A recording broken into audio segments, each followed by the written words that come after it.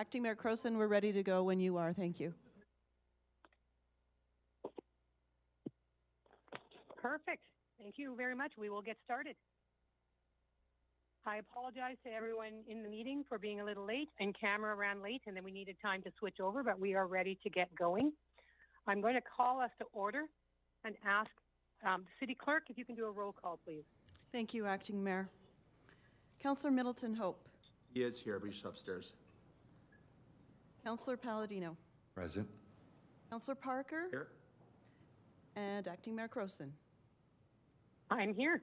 We also have Mayor Hagan on Teams. We have Councillor Carlson, and we have Councillor Campbell as well joining us. Thank you. Perfect. We will begin with the acknowledgement statement. The City of Lethbridge acknowledges that we are gathered on the lands of the Blackfoot people of the Canadian Plains and pays respect to the Blackfoot people past, present, and future, while recognizing and respecting their cultural heritage, beliefs, and relationship to the land. The City of Lethbridge is also home to the Métis Nation of Alberta, Region 3. The first thing we have is the adoption of the agenda. The agenda was circulated to the members as well as other members of council. Councillor Palladino, I am hoping you will be comfortable bringing forward the agenda, adoption of the agenda, which reads that the agenda of the regular meeting of Civic Work Standing Policy Committee of April 7th, 2022 be adopted. Councillor Palladino. I would call the question on that. All those in favor? Question's been called. Opposed? All in favor? Perfect. We have an agenda. It has been adopted. We next move to the consent agenda. The only thing on our consent agenda is the minutes from our previous meeting of March 3rd, 2022. So we have before us a resolution related to the consent agenda, which reads, be it resolved that the minutes of Civic Works Standing Policy Committee held on Thursday, March 3rd, 2022 be approved, and the Chair and City Clerk designate be authorized to sign the same. Councillor Parker, if you would like to take this resolution. I sure do. Call the question. The question's been called. All in favor? Okay.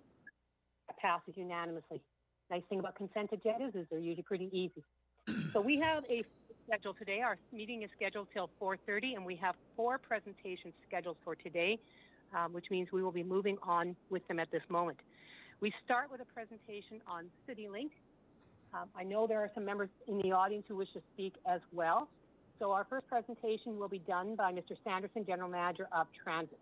Following his presentation, any members of the public who wish to speak will have an opportunity to speak for 5 minutes to address the SBC on this topic. After all the presentations, members of the SBC will have time to ask questions. So we will open the floor with Mr. Sanderson. The floor is yours. Good afternoon, and thank you, Deputy Mayor. Also, I would like to introduce, helping me with this presentation is Dara Faidi, who is a data analyst with Lethbridge Transit, and our Transit Oracle, and Jeff Gillette, who is our transit planner with Lethbridge Transit. Again, just in order to provide context, I think, to some of the presentation, and also they'd be more than willing to answer any questions. In addition, I have the rest of the leadership team of Lethbridge Transit here. So Michelle Loxton, who is our manager of transit workforce, Mario Galliana, who is our manager of transit assets, and then Joel McDonald, who is our manager of transit planning and innovation, and has been here for 2 weeks. So again, we just want to make sure that we brought everyone here so that we can answer any questions and provide any context that may be needed with this issue. So thank you with that. Next slide, please. Just a little bit of a recap for where we are and how we got here. I know that everybody has seen this slide a few times today, but this was based upon the September 8th, 2020 resolution, where Lethbridge City Council authorized the Citylink demand response pilot project, and had 2 pieces. The first was restructuring of the fixed route system to increase efficiency and effectiveness and to make demand response possible. And then the second one was the actual implementation of demand response, or transit on demand, to areas and times that have low demand. The projected annual savings on this was $350,000. Next slide, please.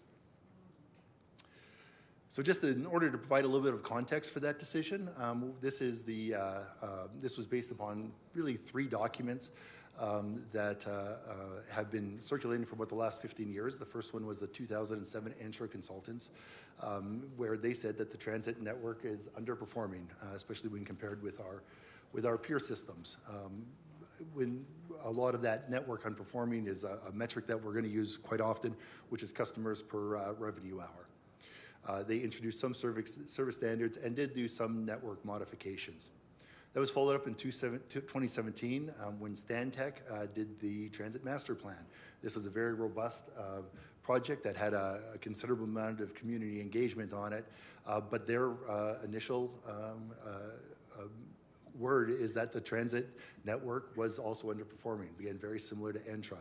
They did recommend significant increases to investment in transit, and those recommendations formed the basis for the Citylink network redesign.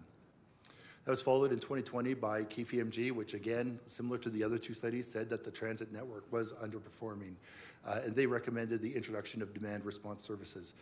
Their initial recommendation was to make the entire system demand response, but again, that was not adopted by council. Instead, the idea of just doing it in areas of low ridership and low ridership potential. Next slide, please. To provide a little bit of context to the Transit Master Plan, the Lethbridge Transit Master Plan, which was done by Stantec in 2017. And this is really some of the discussion that we had last time I was up here about, well, why don't we just take the old system, add some service to it? We can do that, and that's really what Stantec offered. Again, we think that Stantec actually did a very good job of putting this together and would absolutely support these recommendations. Stantec recommended that, and again, all these numbers are in 27, these dollars are in 2017 and would have to be revised. But they suggested, or they recommended an immediate commitment of $2.7 million. What that would do is it would decrease the efficiency of the system, because that would entail us overlaying the old transit system, low-performing transit system, with some of the elements of Citylink, so that we'd be running both of them consecutively at the same time. So we were running somewhere around 19 passengers per hour. They projected that efficiency would go down to 14 passengers per hour with that immediate commitment. But that's the near term, the first step. The second step, or the midterm commitment, would be an additional, and that's on top of the 2.7, 13.6 million. That's almost doubling our budget at the time in additional annual expenditures. And then that would project to bring us back to the efficiency levels that we were at previously of 19.07. And then an additional 22.2 million of additional annual expenditures after about 10 years of managing that system, and that would be a projected increase up to 23.5. Again, we think that this is a great plan. We think Stantec did a lot of really good work on it. But as with anything in transit, the initial service delay is going to result in a loss of efficiency, and that's reflected in those early numbers. Next slide, please. This is just really a graphic of it. As you can see, in 2017, our expenditures were 12.6 million, and it was 20.42 was our customers per revenue hour at that point in time. The first step would be an additional 2.7 million. You can see that drop in efficiency, then an additional influx of 16.3 million, and you can see that the efficiency gets better and better, again, really through route design on those measures. Next slide, please.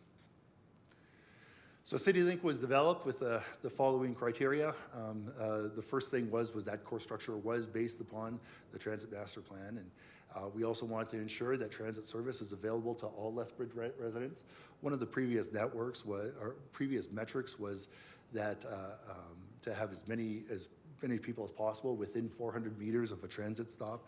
With Citylink, that's increased, and in the demand response areas, that has been reduced from 400 meters down to 0 meters in those areas. With the recommendations, or with the changes that we're going to be doing in May, that number is going to be even higher with the addition of the airport and some of those areas to the south of the city. Again, transit service and intensity to match demand.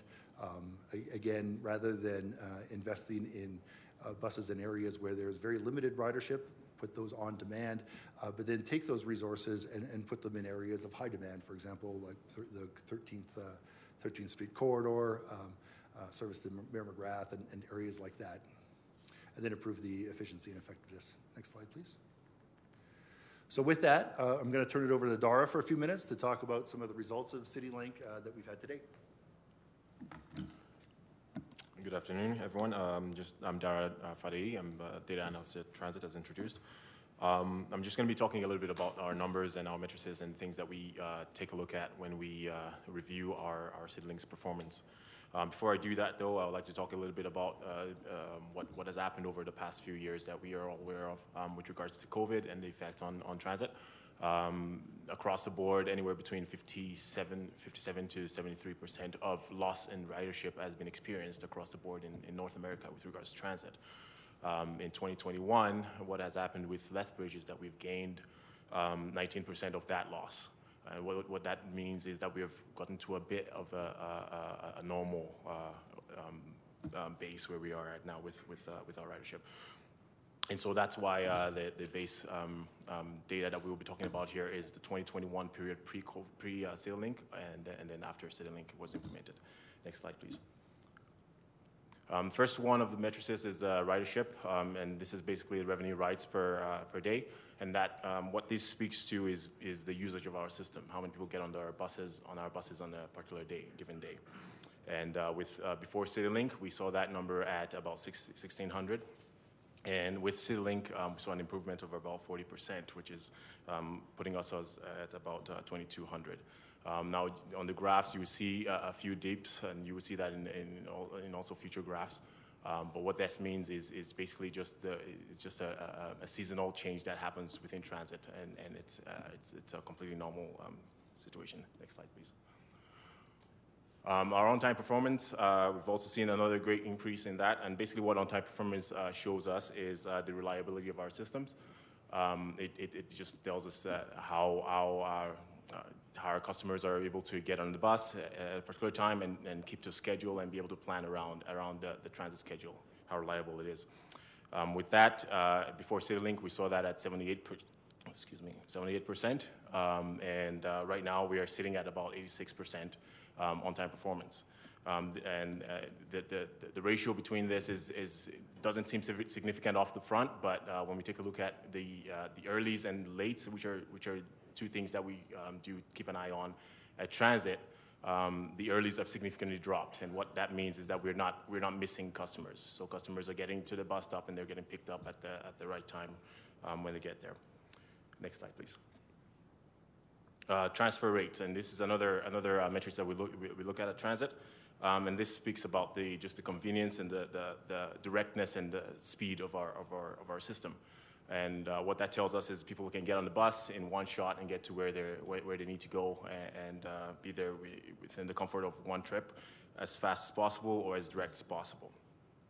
With pre-Citylink, we saw that at 37%, and now that has dropped significantly to 28%. What this means is that we have decreased the amount of times people have to get off of a bus to join another trip, and we're making things more direct and faster for our customers. Next slide, please. And then the last one will be the customers per hour, which is how we measure efficiency.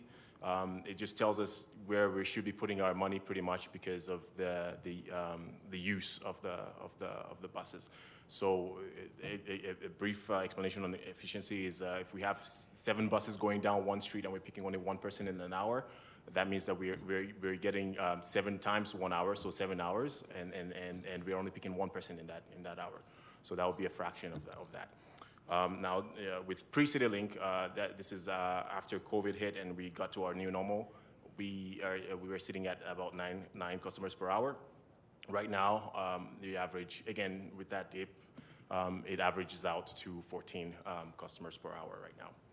And with that, I think I'll turn it over back to Mr. Sanderson, and thank you very much. Dara, next slide, please. Customer feedback. Again, this is from the initial report that we did in January, and then of course there was a subsequent report which were received directly by council. I also have Travis Hillier here from 311, where if there are any follow-up questions on on what we've been hearing for customer feedback. I'm sure he would be more than happy to answer them. What we have seen is we've seen a precipitous drop in the amount of feedback that we've heard. Again, we spent a lot of time working with our customers and helping them feel comfortable with the system. We've also made a number of changes to the system as part of our continuous improvement program. One thing that we can say is our complaints have changed. Previously, a lot of the complaints that we received were from members of the public about buses driving too fast down their residential streets or shaking their houses or litter at bus stops and those kinds of things. We don't receive those complaints anymore. We also, generally speaking, the types of complaints that we're getting now have to do with walking distance, and we do still have quite a few on on-time performance, which is understandable. Those are generally the types of complaints that we as a transit system are going to see. If I could get the next slide, please. So results of the council direction and really what we were directed with.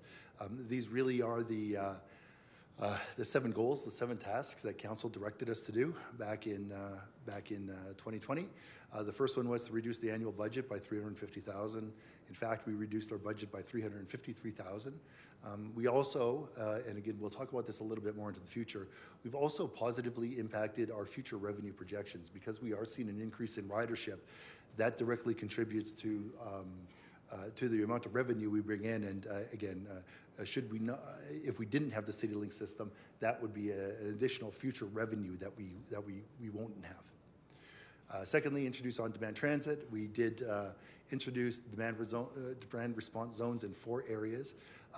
The biggest thing is we introduced this with a few technical issues and strong ridership.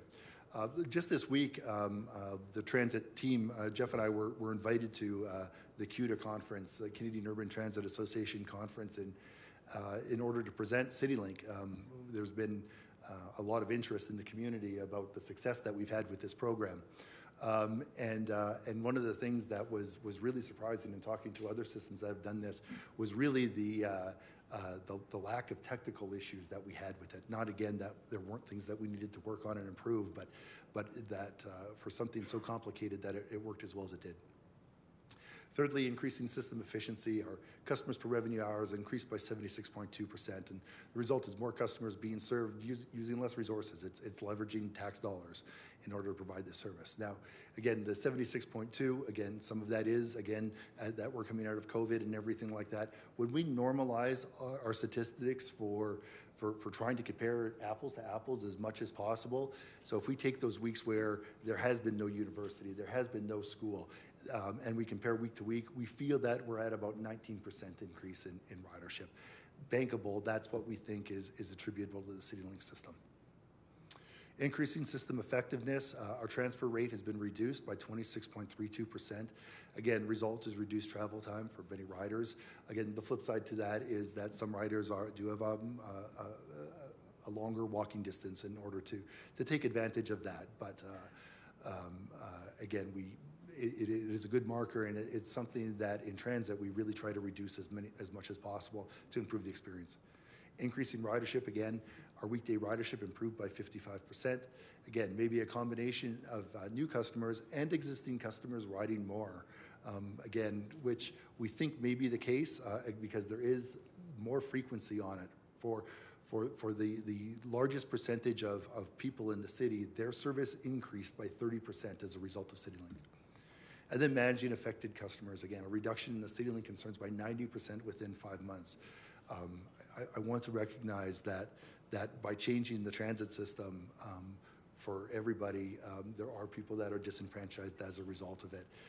And at no point in time do we want to say that this is the extent of the investment in transit in the system, and there's always going to be needs and there's always going to be places for improvement.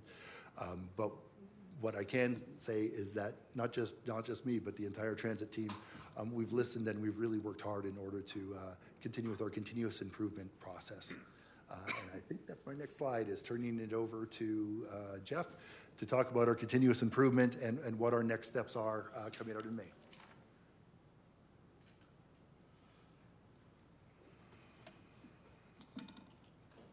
All right, well, thank you. I am Jeff Gillette, and I'm going to be going over the continuous improvements. We engage with our customers, community partners, as well as our transit operators, where we can identify and make changes to Citylink. This is done on a quarterly basis, and I'll be speaking about the four changes we're going to be making this early May. Next slide, please. The first one, I think, is probably the most exciting one. We had numerous concerns addressing connection and transfer concerns from customers between the purple line, which runs north and south on University Drive, and the gold and blue line, which connects most of the city together. The big issue we had was missing your connection from the purple to the gold or blue at University. We anticipate this change will reduce transfers by about 50%, and we do believe more customers will have a one-seat ride. Next slide, please. So this will be,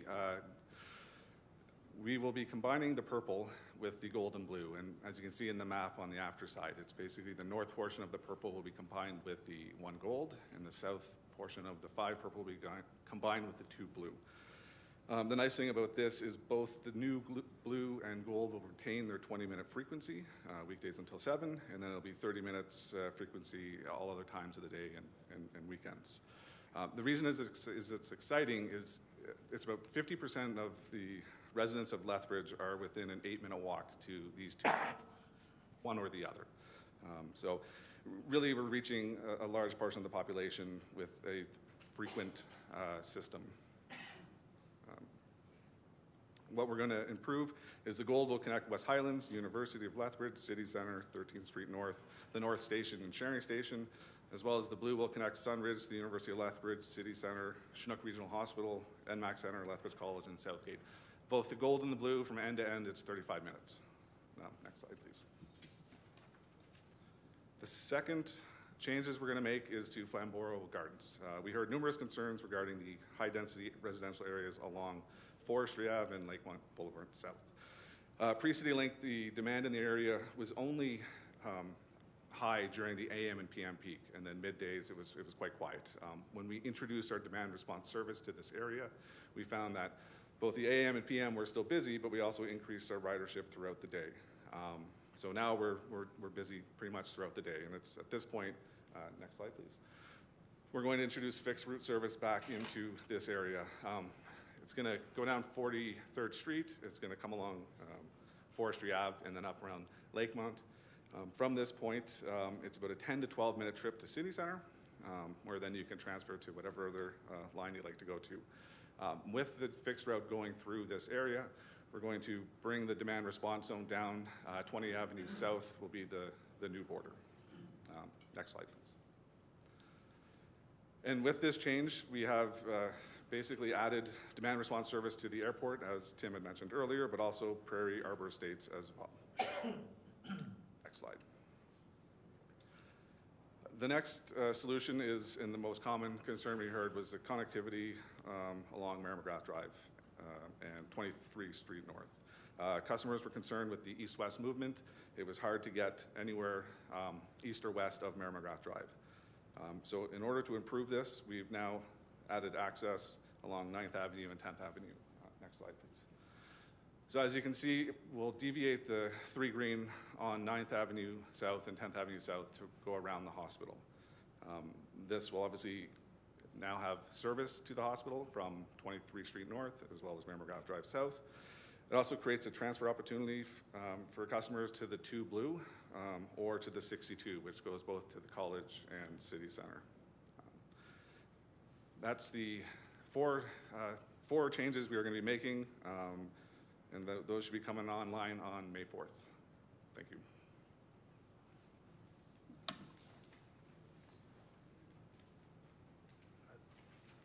Thank you, Jeff. I would also like to add that those changes are zero cost. They're revenue and cost neutral, although again, we do feel that they will generate some ridership, so that there may be a positive revenue bend on them as well. But that is the beauty of the Citylink system for us, is that it does allow us to redeploy based upon demand. Next slide, please. So here's some of the anticipated metrics of of the elimination of Citylink, should that be the direction that council chooses to go. Currently, we run at 15 customers per revenue hour with Citylink. The traditional network is at 10, so a 33% reduction in network efficiency is what we are predicting will happen should Citylink be eliminated. Weekday ridership, again, right now we're approximately at 3,000 a day, and we anticipate that will go down to 2,600. And that is our best guess based upon our analysis, to get a 10 to 15% reduction in ridership. We anticipate our Ontime Performance will be reduced by 15% back to pre-levels. Again, part of the challenge isn't necessarily late buses, it was early buses, which are very difficult to manage under the old network. And then the transfer rate, again, many of our customers are going to be having to transfer again, which would be a 42% increase in the transfer rate. Next slide, please. So when going through the Citylink process, I've been asked numerous times by council and the SPC if I could go back in time, what would I do differently? And consistently, I've answered the biggest thing I would have done is really let council know how impactful changing the transit network is going to be on our customers and on the people of Lethbridge, really in order to prepare them for potential disenfranchisement. And I don't want that to happen again. So what I am doing is I really want to make sure that I give a clear and transparent understanding of what we as the transit team feel would potentially happen should Citylink be eliminated. The first one, as that previous slide showed, would be a loss of transportation for 200 to 500 Lethbridge residents. Again, we don't necessarily know if these are people that are new to the bus or if they're people that are riding more. But we know that previously they weren't riding the bus and now they are. And that's controlling for university being back in school and school being back in school and everything. These are actual 200, 400, 500 actual people that will be using less transit. Some customers will experience reduced walking distance and travel times. That was really the strongest point of the system, is that it adequately served virtually every place in, well, 90% of Lethbridge within a very close walking distance. They achieved that by using unidirectional loops and using residential streets that probably we don't have a lot of business having a bus down and different things like that. But if we go back to the other system, the people that benefited from that, which again, the reason they used the old system was because the old system worked for them, they're going to see that improvement. Again, if Citylink is eliminated, again, we've added new service into Hardyvale, Southbrook, and considerably new service into the Shearing Industrial Park and the W.T. Hill Business Park. All three of these areas were highlighted in the Transit Master Plan, and they're things we've heard comments about many times before. So through Citylink, we were able to provide service to them. The other one I'd have to add onto the list is the airport as well. We would be unable to serve the airport with that existing budget. Increased trip times for the majority of Lethbridge Transit customers. As Dara indicated, if we take a look at the transfer rates, the transfers are going to go up substantially. Increase of complaints related to buses returning to residential streets. Again, there's many streets, I think, in the city that shouldn't have a bus going down them, but they do.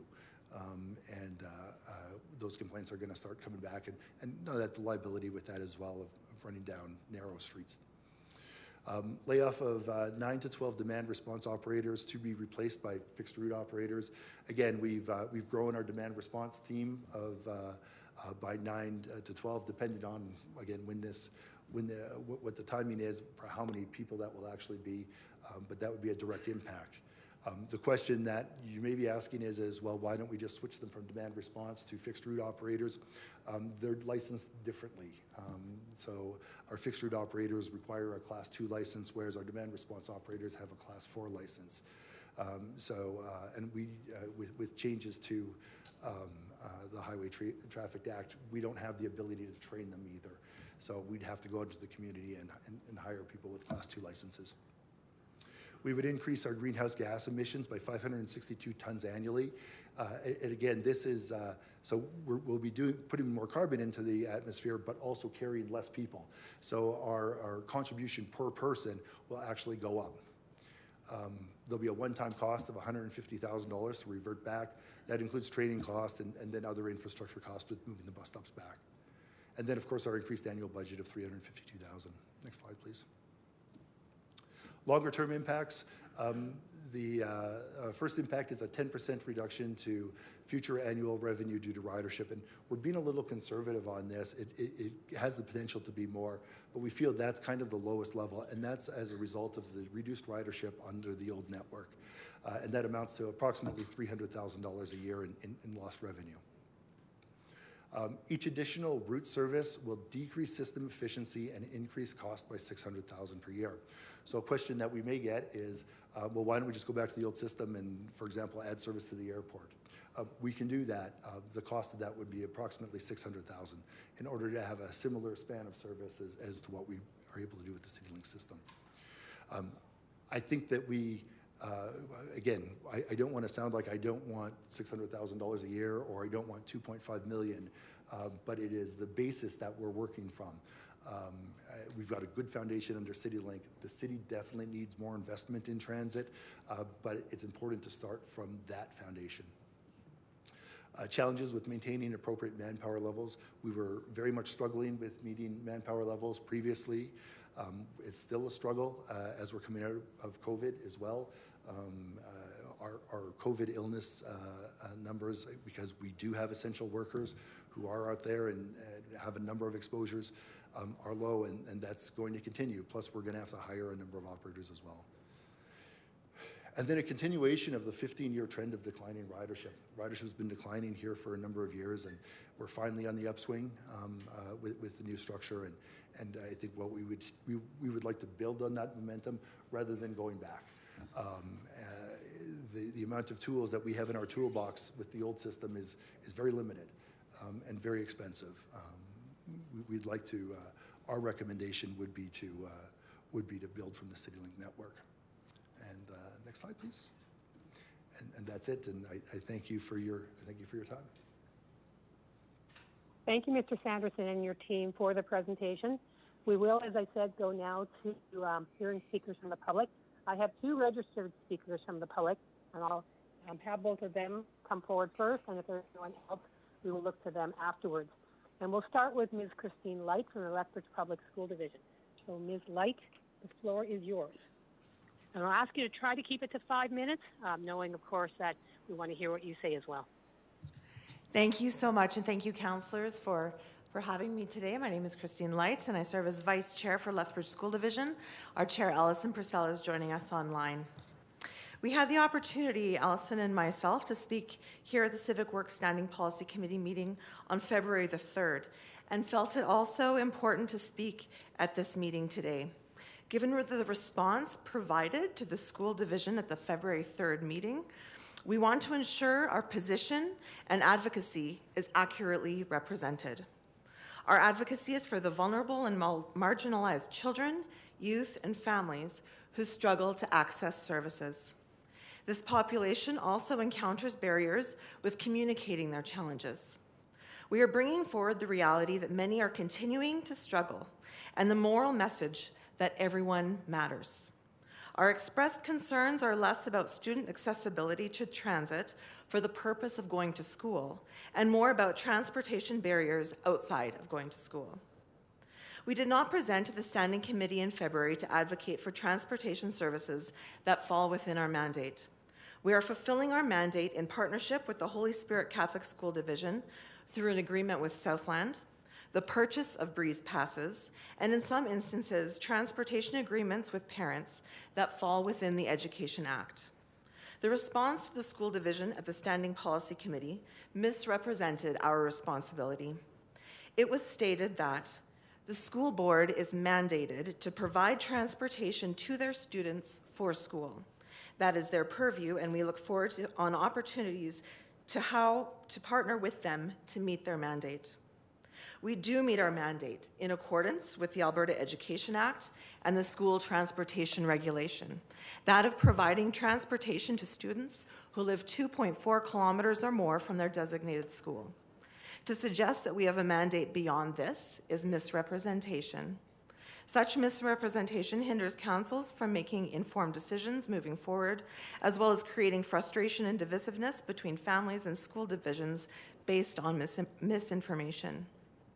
As well, we were surprised that it was publicly stated that we have talked about potential for the school board to assist with alleviating fares for children under 18, when this idea was brought up by the city in a closed meeting and not by the school board. This action publicly disregarded the working relationship with our current transport provider, as well as the trusting and working relationship Lethbridge School Division has held with the City of Lethbridge for over 50 years. Our desire is to assist the city with understanding the experiences and lenses of children, youth, and families who have accessibility challenges outside of school, such as going to work experience, going to appointments, getting groceries, taking children to daycare, and accessing city leisure and recreation facilities and activities. What we have encountered so far in conversations with the city is what could be characterized as a dismissive attitude toward vulnerable people in favor of numbers only, which are questionable given the lack of feedback secured by the city from the vulnerable population. We do recognize, however, that there have been some measures taken to assist our youth with better understanding of the system so they can navigate routes more effectively.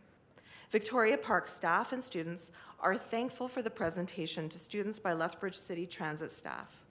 Although many of the students still struggle with navigating, the staff can assist them with planning routes and times. Even with understanding navigation, gaps do remain, and it is still a challenge for these vulnerable youth to manage transit and childcare, transit and work, and transit and services. When understanding is unattainable, school staff drive students. This is not a sustainable solution.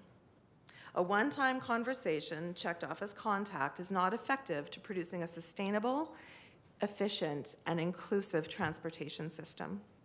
If this council makes the decision to continue with the pilot system currently in place, we strongly urge this council to continue with it as a pilot until it is determined that issues of accessibility for vulnerable individuals are addressed. If the city would like robust data to frame change rather than a small number of anecdotal complaints, we are in a position to support gathering data. We can survey over 20,000 parents and 4,000 secondary students. If you genuinely want to understand reasons why individuals have given up trying to access services, given up continuing to express grievances, or the challenging reality of other individuals who continue to access service, we can assist. Our willingness to do this has been presented in an ad hoc meeting of the Joint City of Lethbridge School Division Committee. To date, we have not had anyone reach out to us seeking information or exploring a potential process for feedback. To close, the advocacy position of the school board is to ensure that due consideration is given to families, children, and youth in vulnerable positions. They are properly under the mandate of public transportation and should have access to work, services, and recreation that support being a fully engaged and contributing citizen in the City of Lethbridge. Thank you so much. Thank you, Ms. Light, for your presentation and for your information. I am sure there will be questions for you when we open up questions in a bit here. The next person I have as a registered speaker is Jess Tolstrup. If you would like to come up to the podium, and again, try to limit your presentation to about 5 minutes.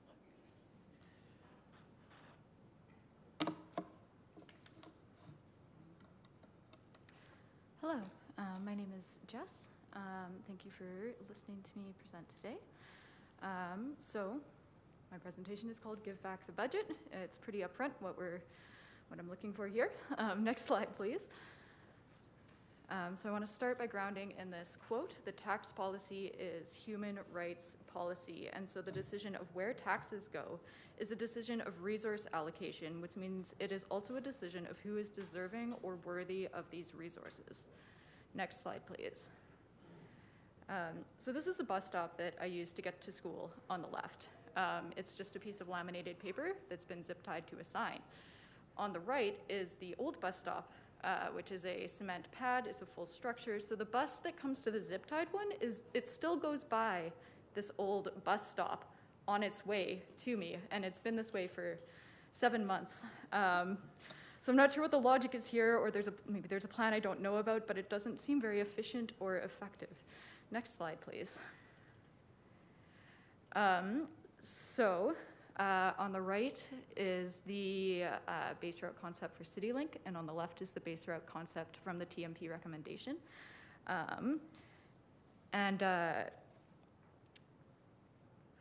I did not realize about the extending of the gold and blue, so that's really cool. But the TMP, you'll notice it has those red and blue lines going from corner to corner, so like northwest to southeast and vice versa. On the Citylink route concept, we don't have those corner-to-corner routes. Instead, we have demand zones and the purple line. So even though the purple line is going to be replaced by those gold and blue lines, we still don't have that corner-to-corner network. Demand zones mean that you are going to have to transfer to get on one of those main lines anyway. So it seems like it would decrease transfers if we were to have something that was more based on the TMP base route concept than Citylink is. Next slide, please. So the Transportation Master Plan recommends increased investment in transit and fixed routes. The KPMG Performance Review recommends decreased investment in transit and demand zones. So these two documents are not compatible. So this Citylink cannot be based on both documents. As Citylink results in a $350,000 budget cut and demand zones, it is not based on the Transportation Master Plan. However, the Transportation Master Plan does, the City Council voted against it in 2013, against its recommendation of an aggressive approach, which was to increase funding in order to increase ridership in anticipation of population growth. Council members who voted against this in 2013 are Councillor Parker and Councillor Dodig. And Councillor Parker, I know you've made a commitment to vote in favor of the $350,000 coming back as per the 2021 transit rally. Next slide, please. So this is just population growth in Lethbridge. We see that we're getting more population growth. It is going up. So increase in population means increase in transit riders. Next slide, please. So this quote, women with disabilities are more likely to live in poverty and be single parents when compared with men with disabilities. This is a national statistic. In Alberta, 12.5% of Albertans are disabled. And I wasn't able to find a very specific statistic for Lethbridge, but I did find that about 22% of households in Lethbridge have a person reporting a disability. And so with an aging population, rates of disability have increased in our community. And also the baby boomer generation in Lethbridge will be senior citizens in 2025. And so we're going to be seeing an increase of people using transit. Next slide, please. So in Mr. Sanders' report, it says that demand zones are 100% accessible. And so I'm wondering where this number comes from and what his definition of accessible is. If it means the curb-to-curb service, then yes, I can see that, because if it's coming right to the curb, it's right there, you don't have to walk very far. However, looking at it from a human rights point of view, demand zones are not accessible. They require parents to provide their own car seats and then lug them around all day. And so what if you have multiple kids? What if you have a physical disability and it's difficult to move those car seats around? Also, kids need different car seats as they grow, and they cost $70 to $200 each. So demand zones in that sense are not physically or financially accessible.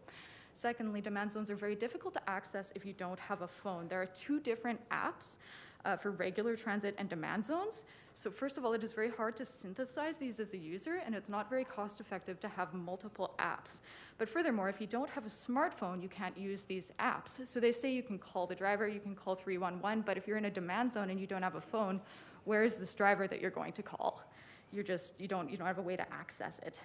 Not everybody has a smartphone. Not everybody has a way to get a smartphone. Not everybody has the credit rating to get the smartphone. Next slide, please. So you may be thinking, why don't people in demand zones just use Access-a-Ride for folks with disabilities? And the answer is that it is very difficult to access Access-a-Ride. So AISH, folks on disability often are on AISH, which only gives $1,600 per month, which means folks on AISH, by definition, are living in poverty. But in order to be eligible for Access-a-Ride, you need to pay a doctor to fill out a form. So how are you going to get to the doctor's office to fill out this form if you can't access transit? And how are you going to pay for this form if you are on AISH? So there's a lot of barriers here. And it's actually in violation of the Alberta Human Rights Act, because you cannot insist on disability disclosure like that.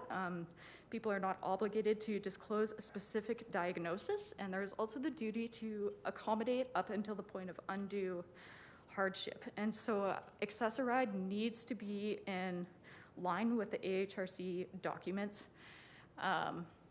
Yes.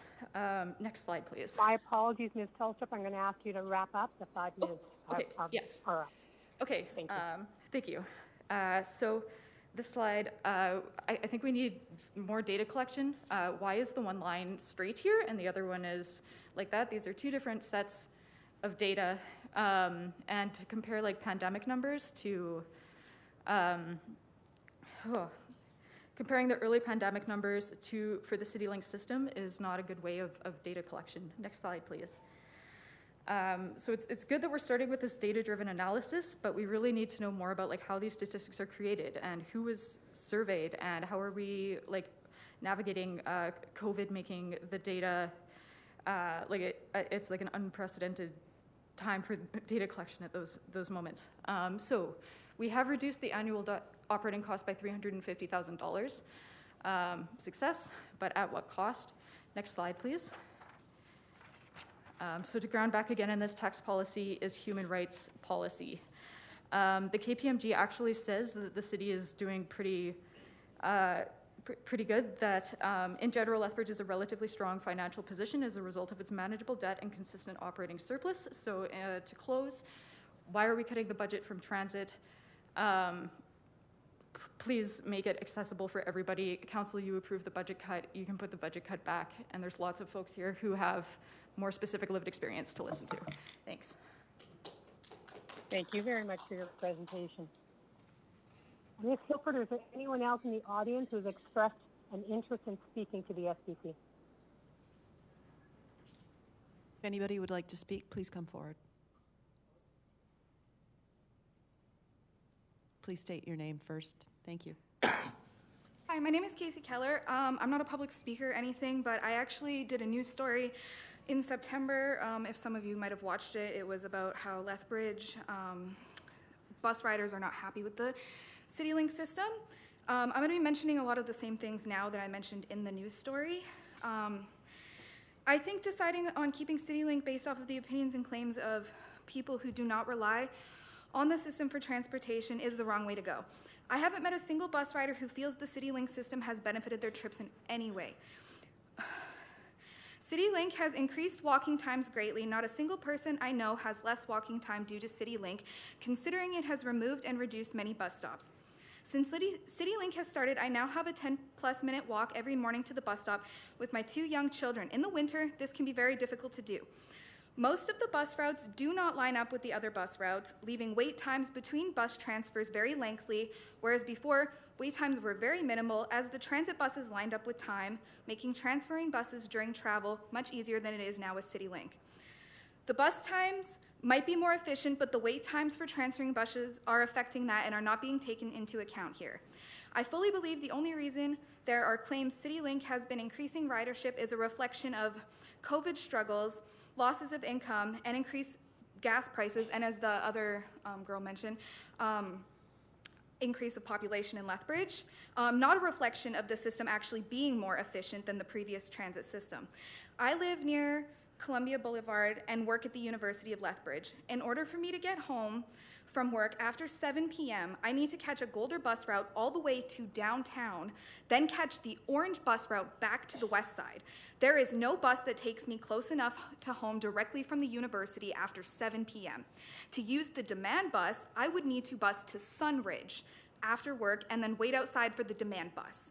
I do not have a phone or data, so as a mother with disabilities, this is a bit nerve-wracking. I need to go all the way downtown, then back to the west side just to get home due to the bus routes and how they run, ending at 7 p.m. This is nerve-wracking when I need to pick up my son from the babysitters near my workplace before going home. Having to bring him downtown at this time of evening is very stressful with the amount of negative events occurring consistently right at the bus terminal, especially at nighttime. Believing only demand zones are important of limiting the lives of Lethbridge citizens who do not drive. The Citylink system is not accessible, which is what transit should be. Citylink does not decrease transfer time. I promise I transfer buses much more now than I have ever did previous to Citylink. I have been riding Lethbridge Transit for 8 years now, and Citylink's system has drastically changed my ability to get where I need to go for the worst. I take a lot more taxi cabs now as a single mother with disabilities who is also in college and work. I spend so much money on buses. I can't even afford to pay for a monthly bus pass now because I'm stuck calling cabs so often because the buses don't line up and I'm stuck waiting really lengthy periods of time. So again, I just don't think the Citylink system is efficient at all, and I think the claims are based off of false data. And that's it. Thank you. Thank you very much. Is there anyone else in the audience who wishes to present?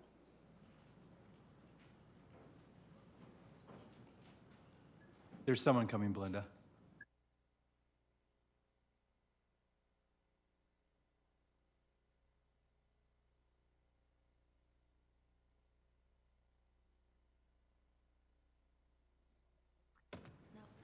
You can sit if she likes. Oh, she's good, Stan. Good afternoon, everybody. My name is Melanie Scout. I used to take the city bus a lot before the new system started, and back then I lived on the west side, also on Columbia Boulevard, and it was no problem then.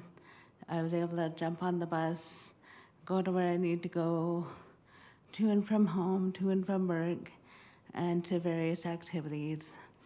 Since then, I have moved to the north side and on 19th Street and First Avenue, I think. And there's no demand zone.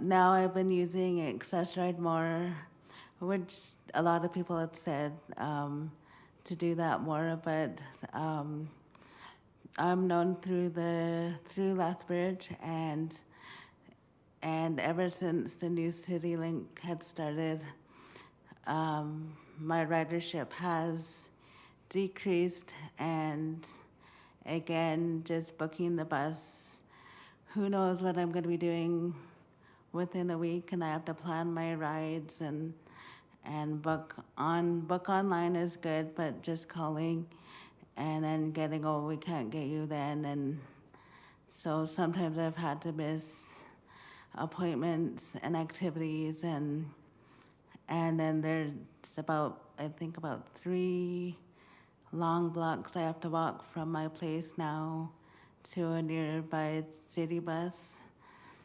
I've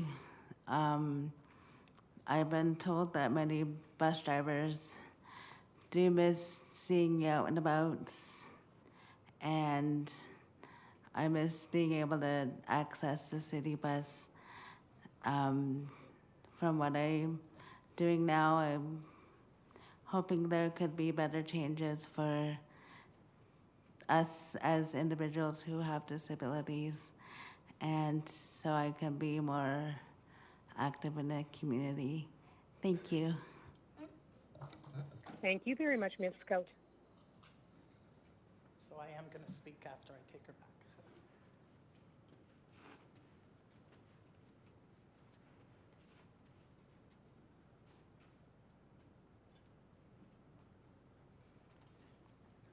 So my name is Chris Rowley, and I think the Citylink is a improvement, but I don't think how we've rolled it out has been a very positive experience for a lot of people.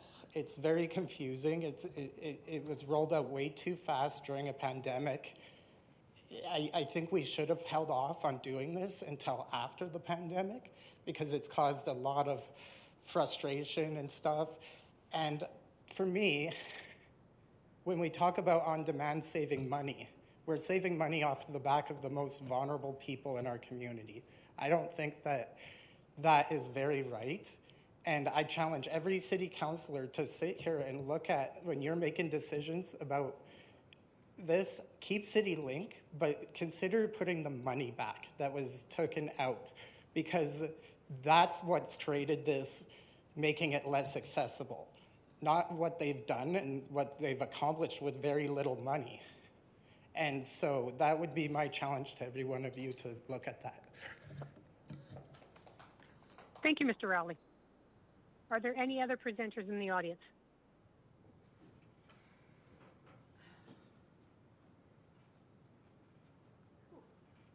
Again, when you come up, please give your name so we can record that, and then give your presentation. My name is Erika Hills. I live on Forestry Avenue.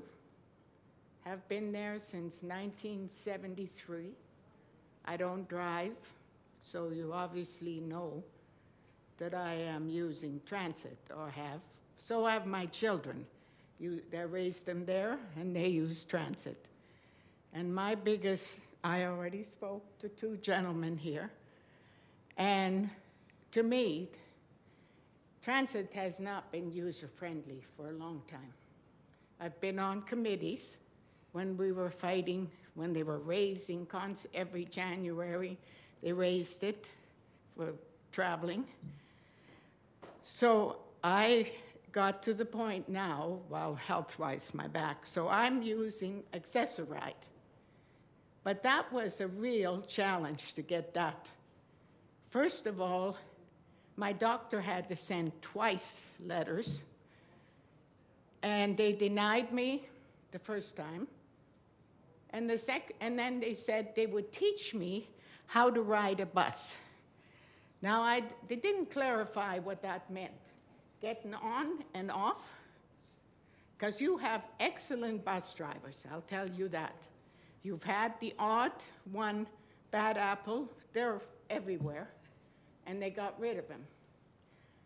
So like I say, I don't see the older people for a long time on transit. They used to be, like what I am now, on transit. Of course, this is a total different situation with COVID and all the things happening. But shouldn't we all be, you're running transit, shouldn't we all be sort of a little prepared for things like that happening? It can happen. Other things can happen. So to me, I'm not one to give up. So the doctor had to be paid, the papers have to be sent to me, which all costs money. And that is what made me angry. Well, needless to say, I have it now. It's looked after now, and I'm using it. But I know that you have a lot of people that need it. I do not use transit Accessoride to even buy groceries. I have good friends, and I use it for doctor appointments and things like that that I need to go to. And it would be nice if I was really rich. I'd just take the cab. I wouldn't need transit, would I? But there's a lot of people in Lethbridge that aren't rich and that would need it. So as far as I can see, and some of these numbers are just boggling me, you know, like, okay, you can put out, I run a household, and I have numbers to run it by too. And I have to pay my taxes and things too, so we all have to work with that. So as far as I'm concerned, I'm looking forward that this is the first time, with all the changes that have been made, all the maps and the money that has been printed and spent, and then we're no good. We had to do it all over again. So hopefully that that they're going to get it right. You're going to get it right down the road. I won't be around probably, but that's okay. There'll be lots of young people that need transit, and we should use it. You drive around, you look out of that bus, car after car, one person in it. Is that really good for our environment? And they cannot all afford electric vehicles. So you know, I heard about this happening today, and Accessoride brought me here and take me home again, which was great. They're really, I will say it again. In all the years that I've been riding it, you've got good bus drivers. And they really need to be recognized for that. Because I've always said, if we didn't have bus drivers and riders, we probably wouldn't need the rest of the other people either. So it's kind of good to hear, and like I say, the numbers are really throw me kind of, you know, I've never really studied that. And, but I know that when was it the city transit received $17.7 million between the federal and the provincial. But do we really know where that went to? People of us, you know, little people. We only see or what they tell us. So that really, to me, there are things there that was done, like your building downtown, that big building. There's not enough room for the buses to park outside. So, does that make sense? We have a real problem there. So, well, thank you very much, and I'm glad I came. I did learn a bit, and these two gentlemen here did give me some good information too, and they're gonna make it all good. I'm glad you came too, and yes, perhaps the 10th time will be the charm. Is there anyone else in the public who would like to present?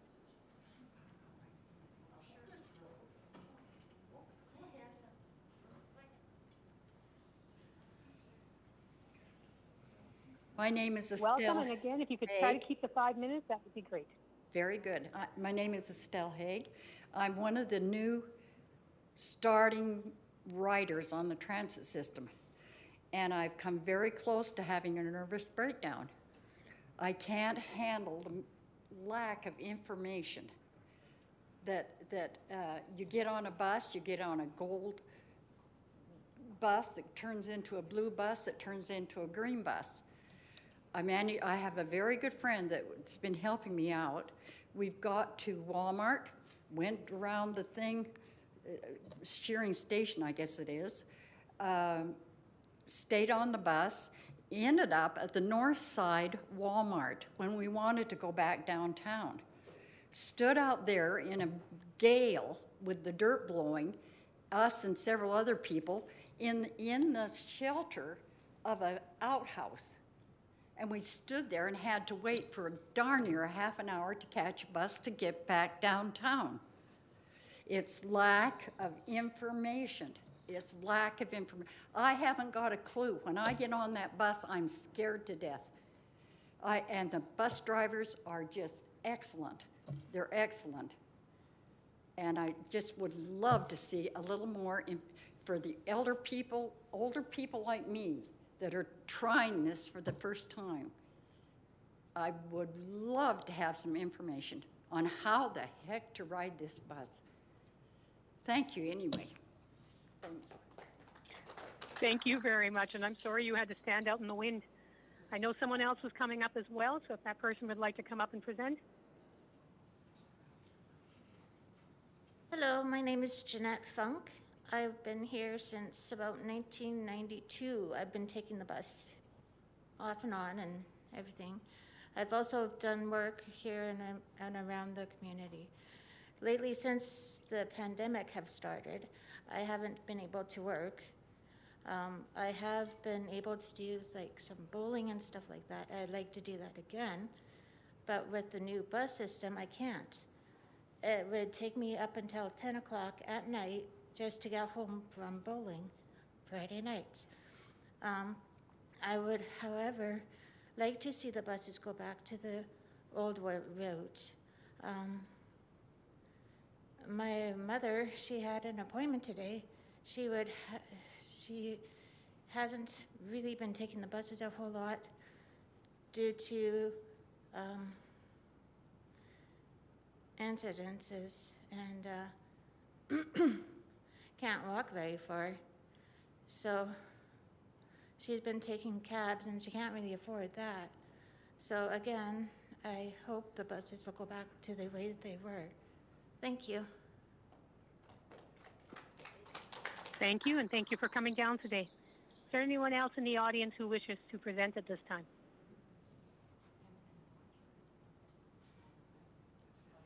All right, seeing nobody moving forward, I think we will go to questions. So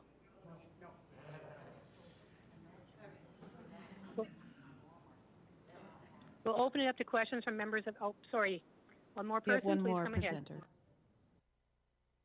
Hi, my name is Kathy Crest, and I guess my biggest problem about the whole bus system is just trying to figure out times, what bus goes where, because most, nobody thought about the people that can't see. Like everybody else, bus drivers and that would say, oh, just go read the map, read the ride guides. If I could read them, I wouldn't be asking. So that's been my frustrating thing, is just not being able to know what time what bus comes and all that. So, thank you.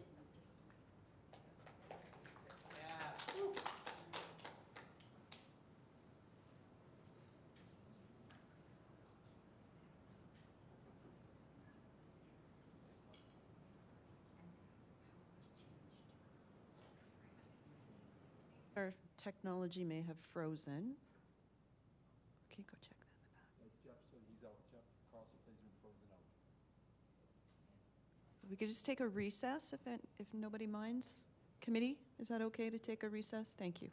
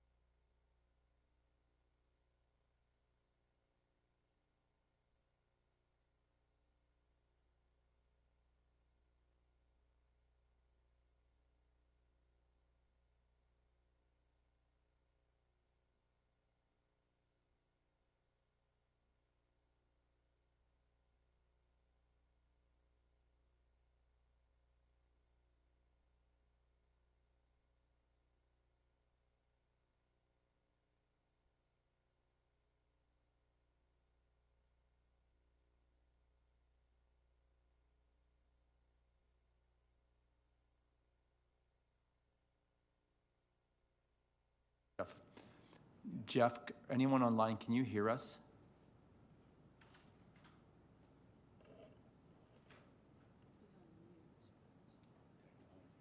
Belinda, can you hear us? I think it's the one in the office that's frozen. Which office? Yeah, in his control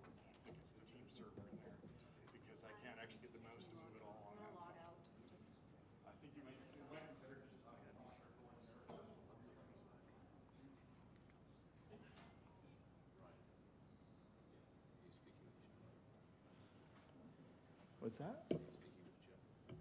Yeah. And my wife just told her my son has to be people. She'll give your mother.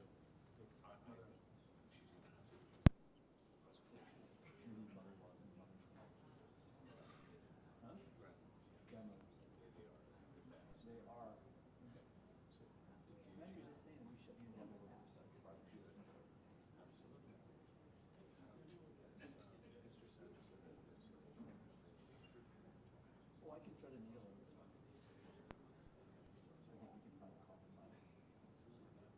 Compromise would be, maybe stay this and add $26,000 budget. Doesn't absolute concerns with really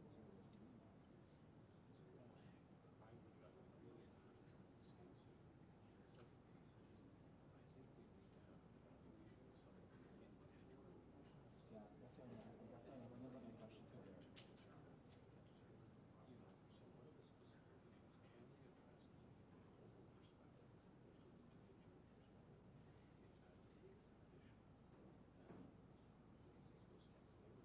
I'm gonna try to thread it. This is the politician in me, and it's supposed to be practical as well. So you're coming from an administrative perspective because it's you and the whole life, and that's why you're here. And I need you to speak up if you want to.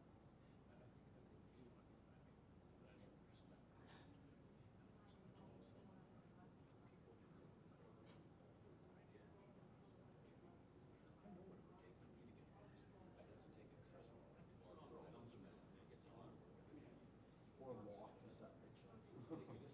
Yeah.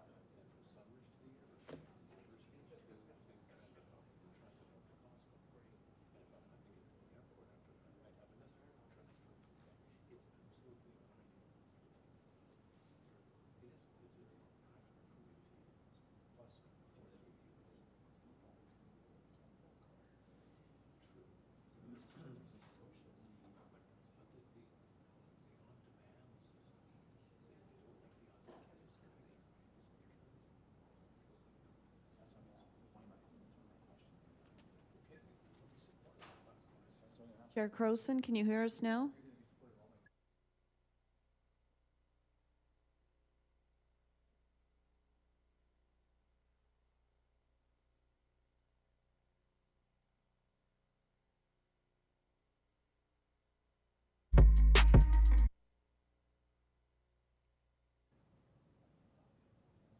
Councillor Carlson, can you confirm that you can hear us?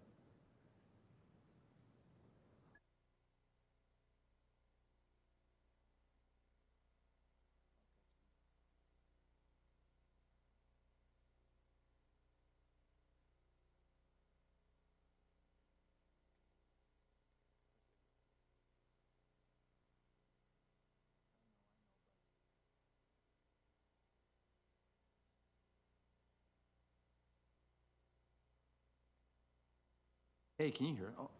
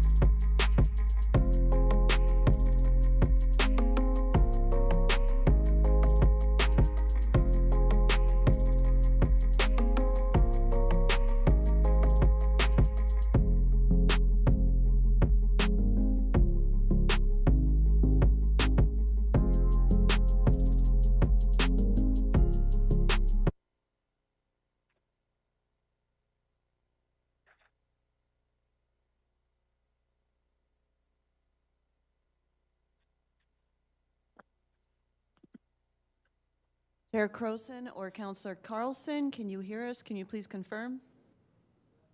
I can hear you. Can you hear me? Yay. Yay. Okay, we're good to continue. Thank you, everybody, for your patience. All right.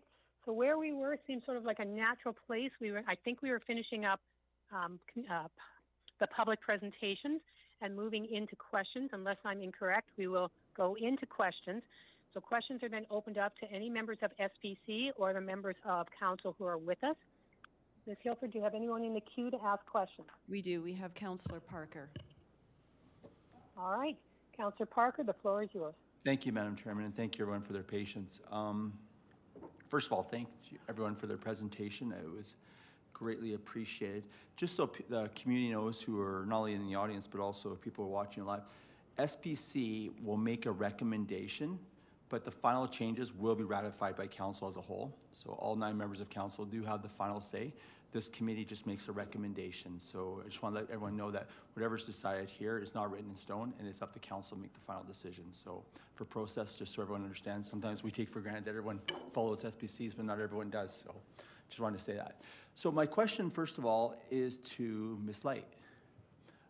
Ms. Light, you are here representing just School District 51, or are you actually representing both school districts and the concerns, or just yourself, first of all? Okay, so when you come to the microphone here, so I'll just phrase my question. You said there's been a lot of pushbacks, a lot of negative outcomes to some of the decisions that were made by the past council in regards to the cutbacks, the change into Citylink. You understand that the Citylink was a consequence, really, of council's cutback. You understand that, right? So, being on that council, I see that there was a consequence to that decision. So I don't think it was a decision of these 2 gentlemen to my side here, because it was a past council decision. So you're telling me, on behalf of your board, that the decision had a negative impact. Can you explain exactly how it negatively impacts you folks? Because you said it has, but how has it impacted the parents that you've spoken to or your students? I think the greatest impact, to my understanding, is just the accessibility issue of our vulnerable population. So this would be families in poverty, families who are who speak English as a second language, and so just as well as to our students in the high school who are young parents who live in poverty and who also have English as a second language, and so have that language barrier.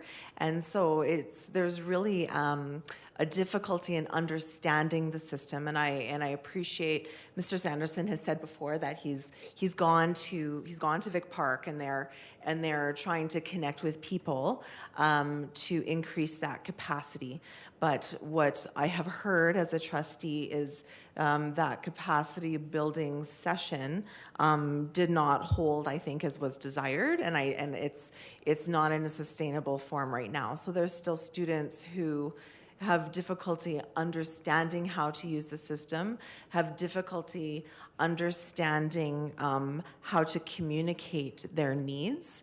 And so there's really a drawback to the support system, of course, easily and readily to our teacher staff and our school staff. And so that isn't a sustainable solution, because that is not what our staff are paid to do or mandated to do. There's also just been feedback to school staff from family members as well as students that because of this lack of accessibility due to capacity issues, language barriers, families and students just are having difficulty accessing, like I said, children to childcare, groceries, leisure activities, after school activities. Thank you very much. I appreciate that. Thank you. Thank you. My second question, Mr. Sanderson, if we wouldn't have cut the $350,000 from the transit based on trying to find efficiencies and find ways to do things better, would you have still done Citylink? Thank you for the question, Councillor Parker. I think that a lot of that is a political decision. The level of service that the community has is truly a level of politics. What my recommendation would have been is, again, as a transit professional and as a transit advocate, would never be to cut budget from transit. again, there's a lot of needs for it, and really what my recommendation would be to mirror more closely the transit master plan. I think that was a solid plan going forward, and again, if ever asked what my recommendation was, it would be to do that. With that being said, if it is the intent of council in order to reduce the cost of transit, which again, unfortunately, it isn't all fun being able to add service as a transit executive. I think that Citylink was actually a fairly good decision, in order to go forward. It was enacted at a time when we had historically low ridership, so that the impact to those who were existing customers were at the right time. And it allowed us to really hit the reset button on the structure. And I'm going to continue to advocate for greater investment in transit and all that going forward. But we could have done quite a bit more with an additional $350,000 on this service. And again, we also would love to get it back. With that being said, I would rather invest it in other things. For $350,000, just in context, we could almost make it free for seniors and those under 18 to ride the bus. Right? That's the type of context that we're looking at for those amounts, or we can add additional services. So again, if I was asked for what to do with it, there's things that we would love to do as transit professionals. And I agree with you completely on that. My question is, if I could go back in time, I wouldn't have cut it back. And that's not a question, but it's more of a statement. If council were to give you back the $350,000, could you do the Citylink and then fill the gaps, which we're hearing today, the people that maybe, for lack of a word, falling through the cracks, who can we help these people with that $350,000? Again, or is it a good start? Yes, it would be a great start. Again, in order to, the challenge is that the network's changed for everybody. And again, there are a number of people who are getting greater usage out of it, and that's what the metrics show. The challenge that we have is how to hit these other areas and these other needs while still not taking away from everything else. $350,000 will put us a long way to getting there. And I think that we can, again, I can't promise that we'll take care of virtually everybody as far as this goes, but I would encourage everybody to keep on giving us the feedback. So just like the continuous improvement projects that we've done, we're kind of out of rabbits out of our hat for reallocation, and this is, but 350 would go a long ways to doing more. I have further questions, but I'll allow my colleagues to ask. Thanks, Mr. Sanderson. Thank you, Ms. Light. Councilor Thank you. Middleton Next Hope. person in the queue. Sorry, Councilor Middleton Hope.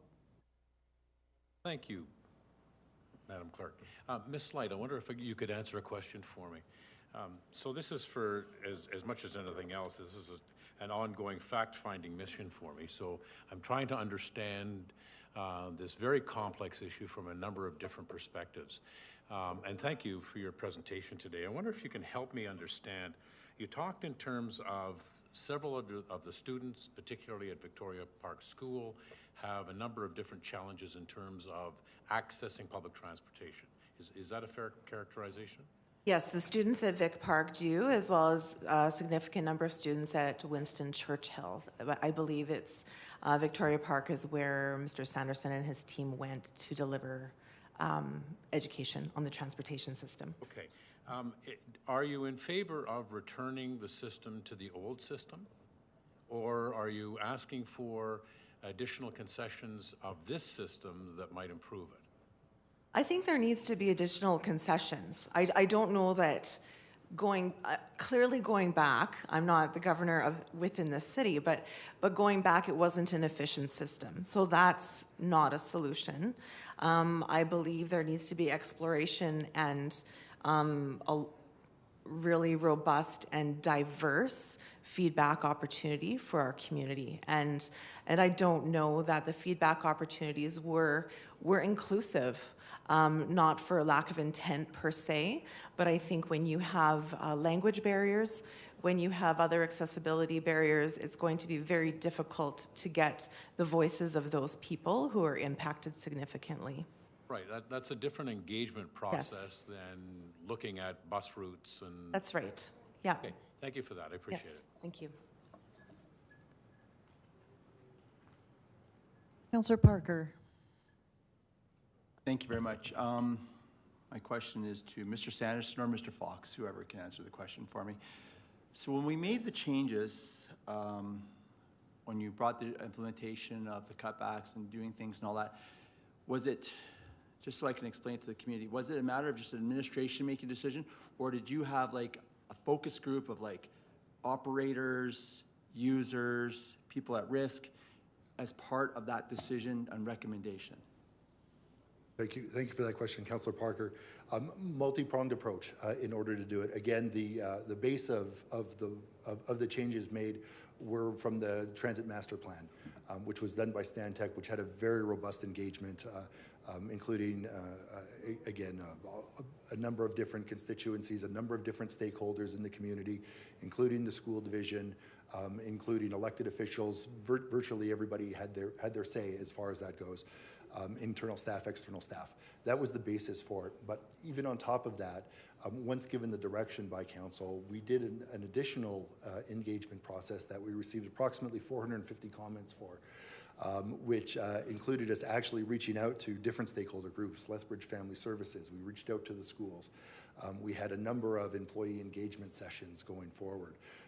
And that's just on the top of it. Again, I'm pulling it off the top of my head, but about 25 different groups we met with in order to really go over the changes. And then based upon that feedback, we came back to council and recommended 4 or 5 different changes to our initial proposal as a result of that. Again, could we have done more engagement? Absolutely. I don't think you can never do enough of it, but we did do a considerable amount. So let's not look at the past, because we can't change the, well, maybe you can change the past. We'll see how this is a very fluid conversation here. But anyway, my question to you is, moving forward, in a perfect world, you would have people like Jess, Chris Rowley, an operator, members of administration, and for lack, maybe even a member of council who would be part of this ad hoc committee who would kind of do the task force and all that, and then bring a recommendation to SPC, and then SPC to council. Do you think that might be a good idea moving forward? We would absolutely support it. I think the more engagement we can have, and we obviously have a lot of passionate people in the community here, and I think really having that dialogue with them in order to develop something would be incredible.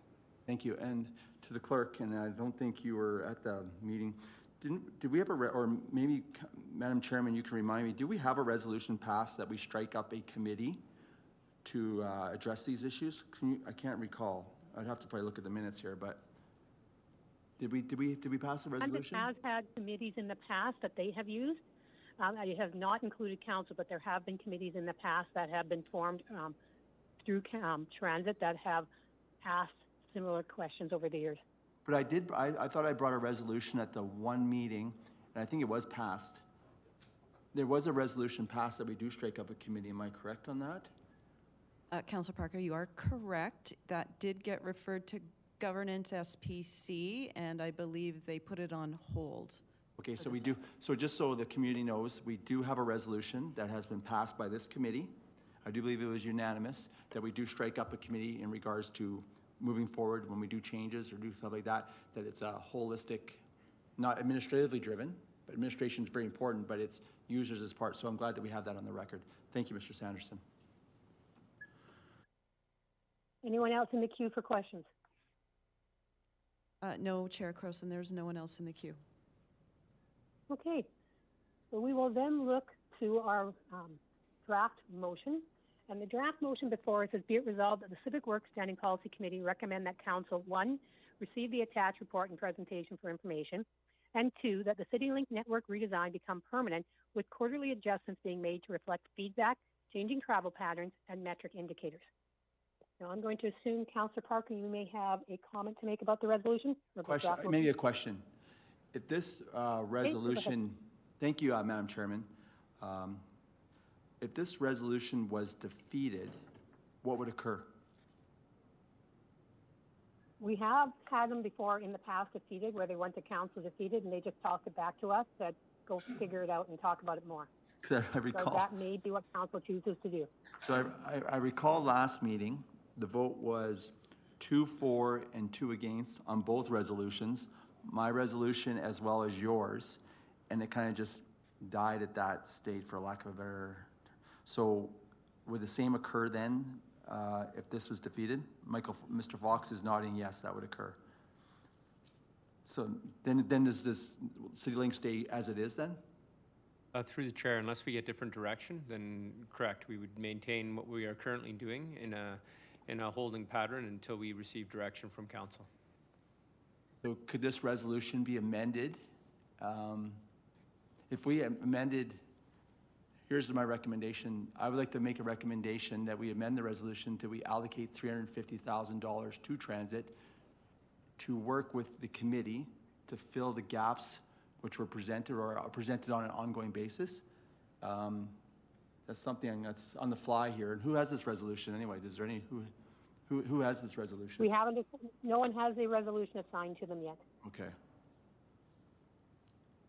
So getting back to your question, do we have a sponsor of the original resolution, am I correct? Yes, that's the first thing we need, and then we would have to look at making any amendments. If no one else is interested, I will sponsor this resolution. Can you probably, can we possibly put it on the screen so, there we go.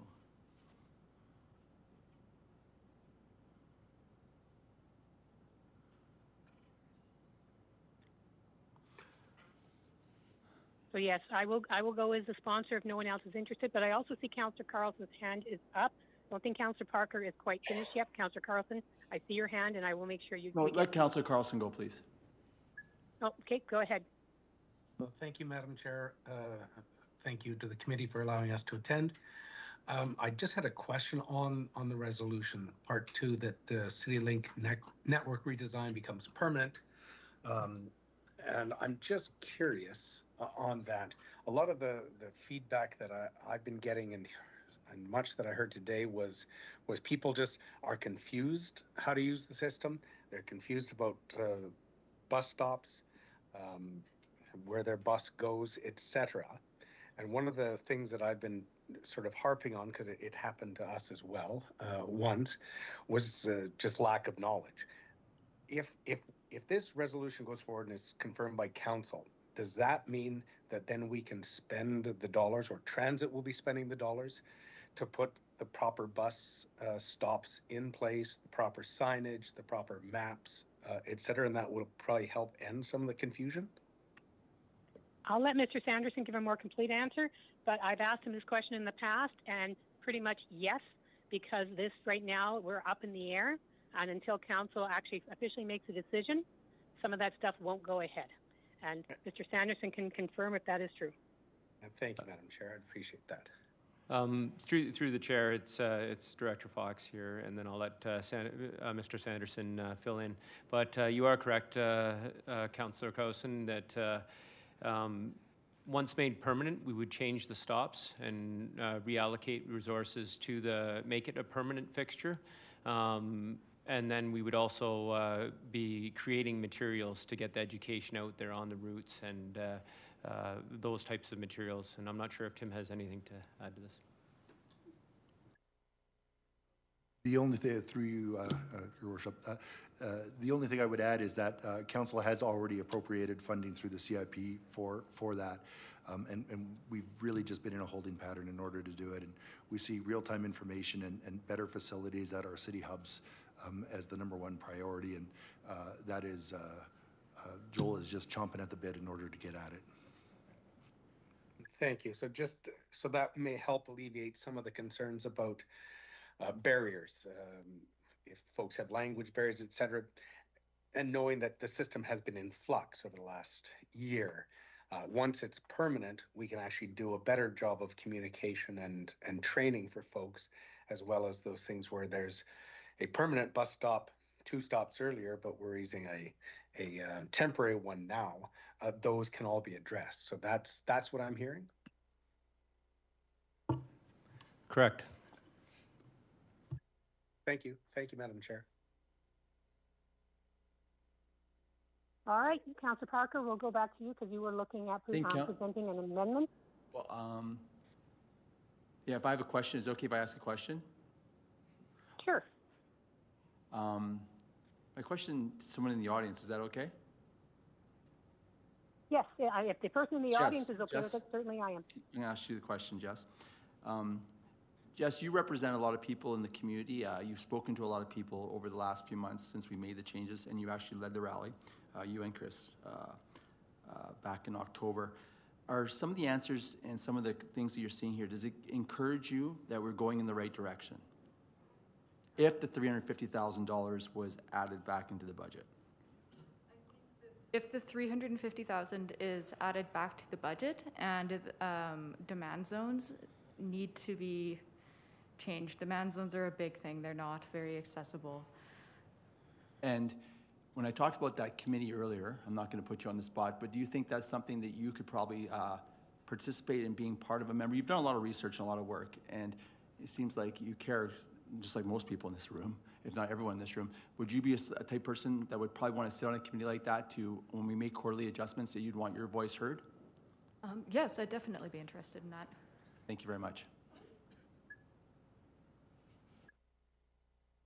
All right, back to the proposed amendments. Councillor Parker, do you want to continue to speak to that? Sorry, I don't want to jump in. It's just easier if since I'm here, I can see people raise their hands. I think Councillor Milton Hope has a few questions first.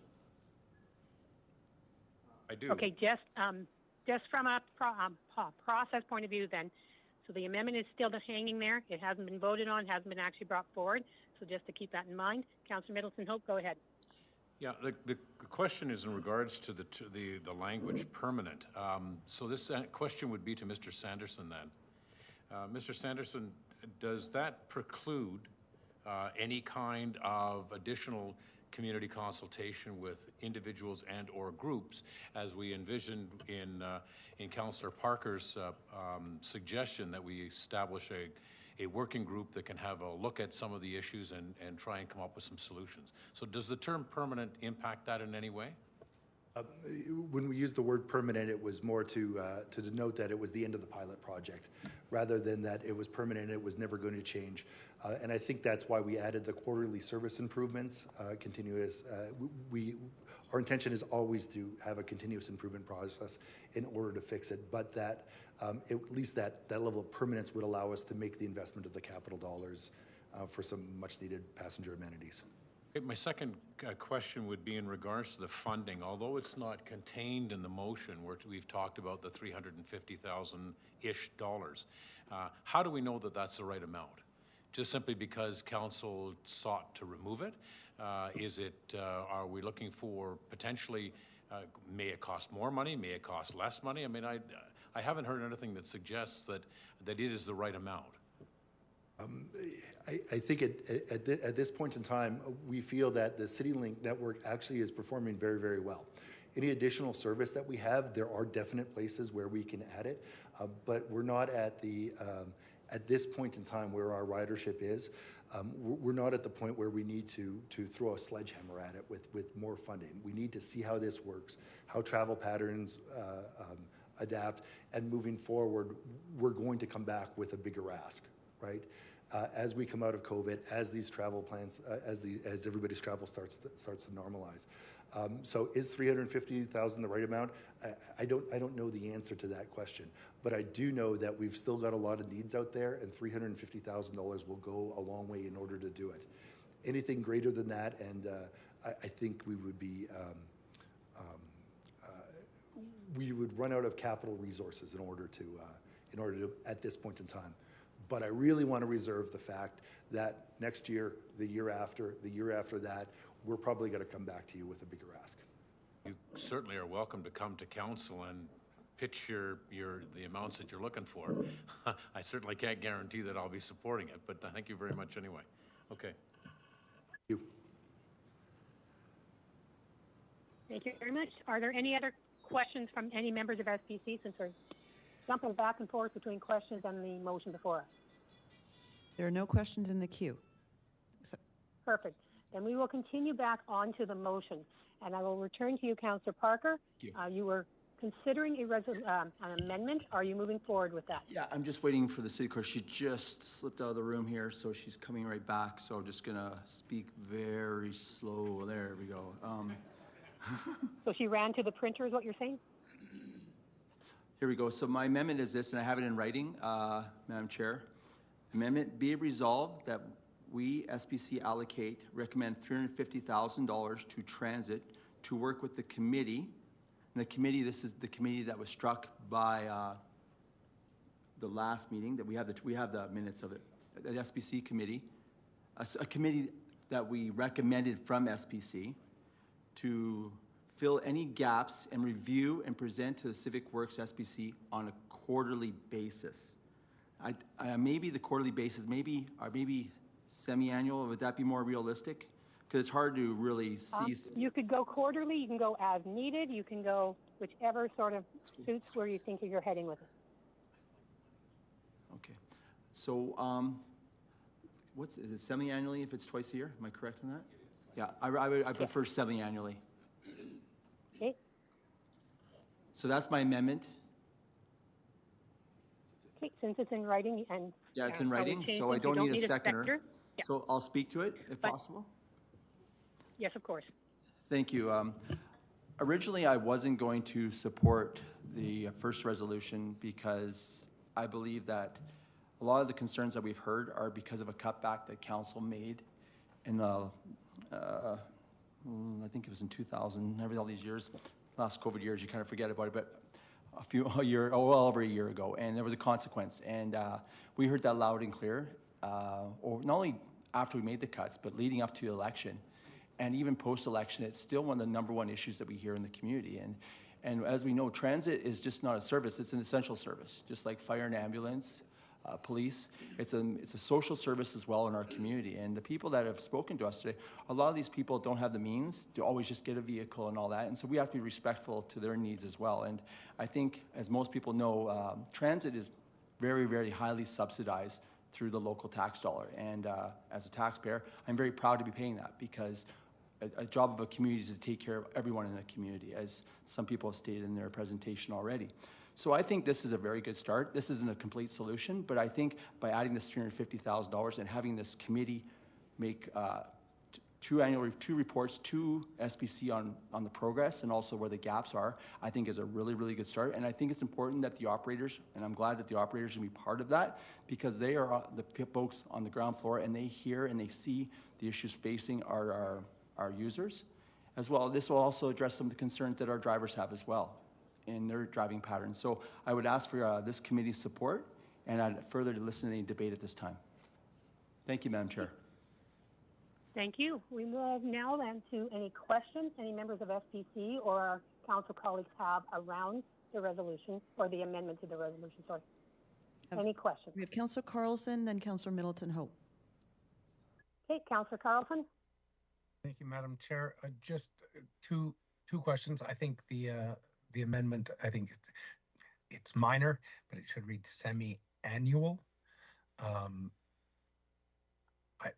It's just a small one. The other question was, I'm just unclear if this is to recommend to council in the next budget cycle, and if not, where is this allocation coming from? Those are my questions. If this is in the upcoming budget, then it's self-explanatory. But if this is immediate, I think a funding source needs to be identified. Okay. So we will look into So my intent is to have this at the next council meeting, whoever brought to the next council meeting, as a recommendation from SPC. $350,000 is how it's funded. That will be discussed around the council table and with the help of the city treasurer and the city manager. And then we will have that discussion at that time, and things may be amended after that. So that's my intent. Does that answer your question, Mr. Carlson? Can I suggest an amendment to the amendment then? Just a friendly amendment, that a funding source be brought forward by administration to the next council meeting when this is discussed. I'll take that as a verbal. Because then instead of putting our... As the mover of the amendment, and it's not in writing, I'm in favor of that. Chair Croson, Director Fox would like to speak. Please go ahead. Through the chair, I believe it's going to take time for the committee to get formed, and also for us to be looking at the 350 and how we can best allocate it on the system. So I believe bringing it to the operating budget in the fall would be the appropriate action at this time. Okay. You've heard from admin, Councillor Parker. Do you want to bring it forward as an immediate or not? Would be yours as part of the amendment that you have brought forward. Well, I think I'm going to make it the immediate, and then we can have that discussion debate at the council table in regards to the realistic picture of this. Okay, Councillor Carlson, did that answer your questions? I think so. Thank you. Okay, Councillor Middleton Hope. Thank you, Madam Chair. The only umbrage that I take with any of the motion is the amount. I'm not satisfied that the $350,000 is the right fit, simply because it was taken from transit earlier. There's a presumption that if we add the $350,000 back, then magically we're going to have everything delicious. And so I'm not satisfied that that's the appropriate amount. It may be more, it may be less. So if there is a way in which we can either amend it now or vote on it and send it to council, and council then votes on the amount, then I can live with that. But I just simply wanted to state my case in terms of the $350,000. I'm not satisfied it's the right amount. Councillor I Middleton. see you have a couple of options. Oh, sorry. You have a couple of options. You could suggest an amendment of the amount, or you could, if once we get this amendment done, suggest an amendment that all of this then be reviewed at the operating budget in November. So you have a couple of options on what you could choose to do. You could look at this as a temporary thing, and then November everything gets re-looked at, or you could suggest a change. Either would be your option, but I think I also interrupted Ms. Hilford, who may have other options for you as well. Those are the ones I was going to mention. So you can amend this amendment with the amount if you like, or... Okay. Or we can get through this amendment, and then you could make another amendment about relooking at it in November. Either option would be before you. I think, thank you, Madam Chair. I think I'm happy with the, or happier with the option of discussing this later on in the year, either through council and then determining what the appropriate funds may be. So we can go forward with it from there. Okay, so we have this amendment on the table right now. We've had questions about it. Councillor Parker has opened on this. Would anyone like to speak to the amendment? Not the overall motion, but just the amendment on this motion. Is there anyone who wishes to speak to that?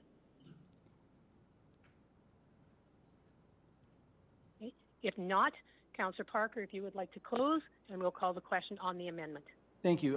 This resolution and this amendment pretty much says that we're putting our money where our mouth is, and we've heard the concerns, we've heard a number. We don't know the exact number and all that, but we used the word out $350,000 because that was actually a hard number that we did take out of the transit budget a year and a half ago. And so this is a good start. And just like if this committee recommends that maybe we don't need all that 350, but there might be a greater amount, that could be discussed at the operating budget level, which is this fall. But if some of this money can be allocated sooner, council will make that decision at a later time, but this just gets the ball rolling. So I'd call the question on the amendment. Okay, question's been called. All in favor? Okay, I'm in favor as well on the amendment. So now we move to the amended motion, which now has 3 clauses instead of 2. It's to receive the attached report and presentation for information. And since you've already heard that, you can't take that back. The next one is to recommend that this become permanent, with quarterly adjustments being made that reflect feedback, changing travel patterns, and metric indicators. And then the third part now is that we recommend that we allocate $350,000 to transit and work with the committee to fill gaps, et cetera. Knowing that this, if it's passed, will go forward as a recommendation to council. That will give time to our administration to look into potential funding sources that they might recommend. And knowing, of course, when things go to council, council has the ability and the right to change anything that's brought before them. Councillor Parker, are you okay bringing forward the entire resolution? Sure, I have no problem doing that at all. Oh, no, sorry. I already said I'd bring it forward. Never Yeah, mind. you're bringing it forward as chair. Brain fog. Sorry. Obviously, my brain just went to sleep there for a second. So I am bringing this motion forward. So now with the amended motion, are there any questions from any members of SPC or council on this amended motion?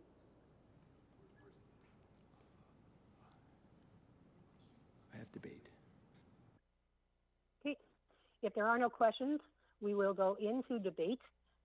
So we have here months of work coming forward. And I know I have said to Mr. Sanderson that all I would like us to do is create a public transit system that is easy, convenient, fast, safe, clean, and affordable, and works for the entire community. And in my heart of hearts, is free as well. And that is the goal of a transit system. As several people today have mentioned, our transit system has had issues over the last several years. If you look back in the 70s and 80s, when people talk of the transit system, the usefulness of it and how it was, that's not the transit system we had in 2005, 2010, 2015. Our transit system has had several concerns over the years, and that's why the Transportation Master Plan and various things have brought forward the need to make changes. What we have here is a complete redesign, and it has been difficult. Change management is hard, and we're looking at a system that is not what people are used to. We knew people were going to have concerns. But it is a system that has the potential to be flexible and to be changed. It is a system that has the potential to get people faster around the community, and it has the potential to be the transit system that our community needs. Knowing that this system will be adjusted and changed, I am hoping that my colleagues will support moving this resolution on to council. So that is my opening, and we will see if there are any questions or debates around this.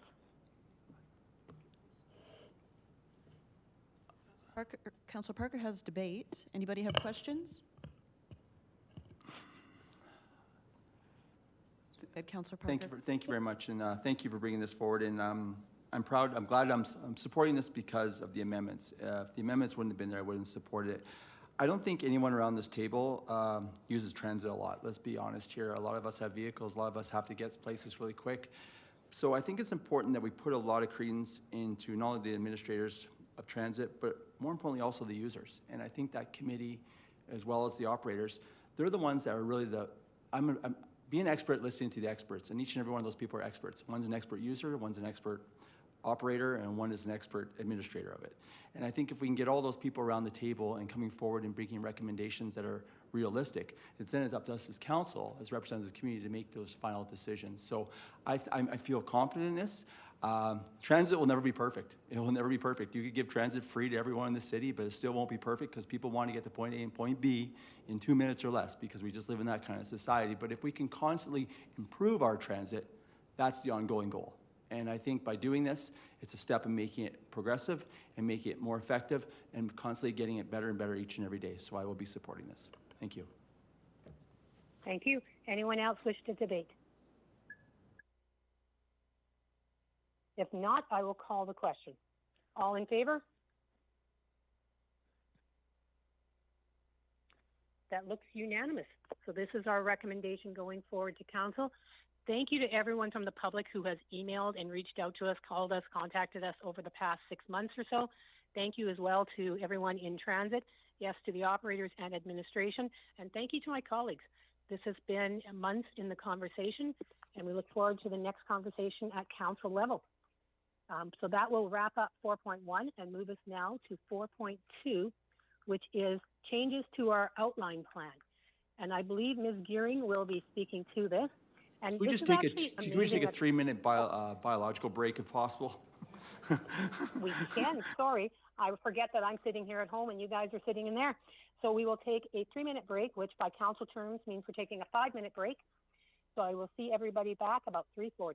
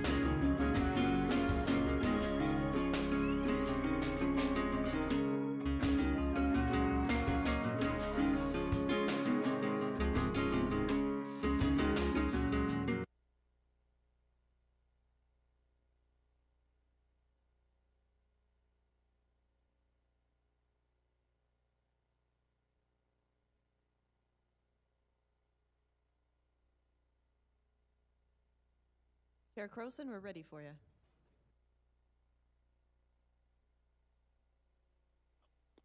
Perfect, thank you. I do think we need to have a new dictionary term that 3 minutes of council time is about 10 minutes of real people time. So that whenever anybody comes to our meetings, they know these things. I am so glad we're having this next conversation right after the transit one, because one of the things that actually would make a better transit system is a well-designed, dense, and connected city. And we are looking today at a proposed amendment to the outline plan approval process that will involve council more in making sure those plans are linked to area structure plans, et cetera. As I mentioned earlier, Ms. Maureen Gearing will be speaking on this. And so, Ms. Gearing, if you are ready, we'd love to hear your presentation.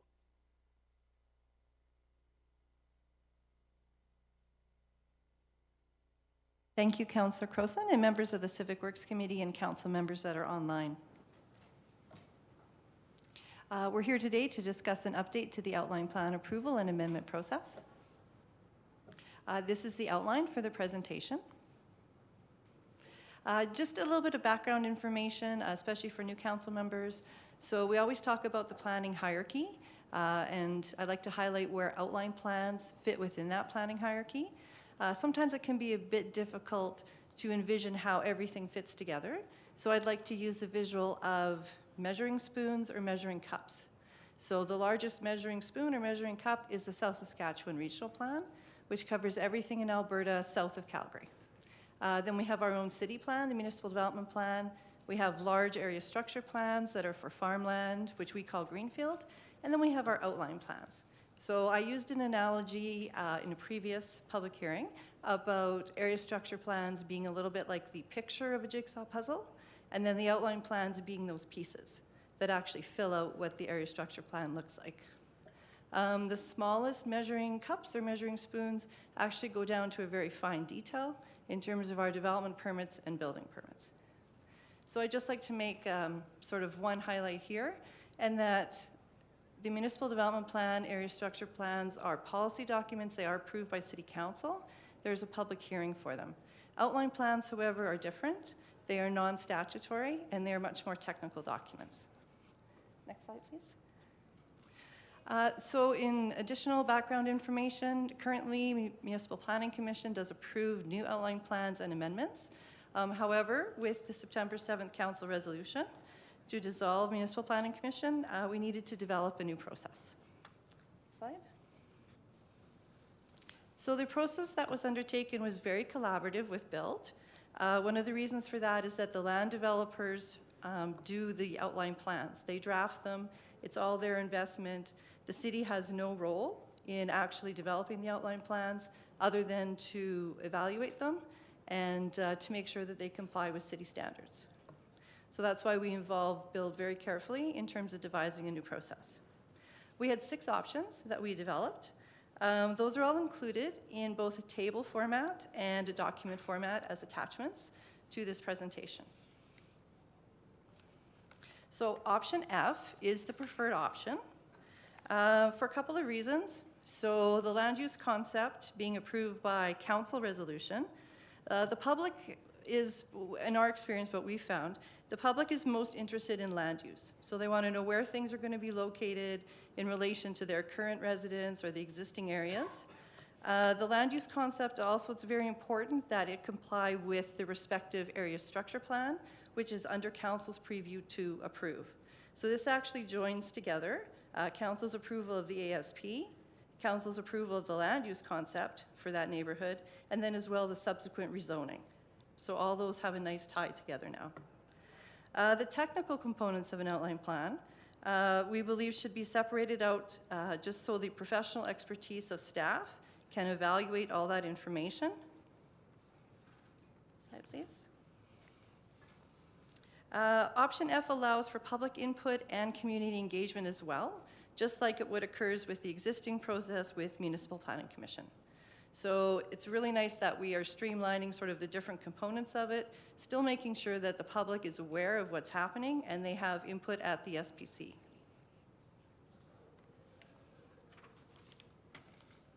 So in conclusion, in administration's opinion and also BUILD, option F is the best balance of all the interests for the reasons that are below on the slide. And our recommendation is stated below.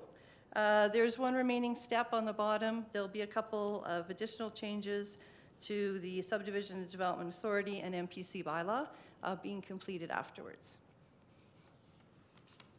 And I'm available to answer questions, and Ms. Mearns from Build is also here. Thank you very much, Ms. Gearing.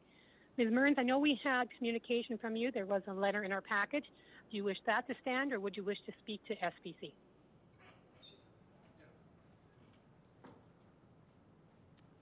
Just the letter that we included stands unless there's any questions. Perfect. Thank you very much. Is there anyone else in the public who wishes to speak on this topic?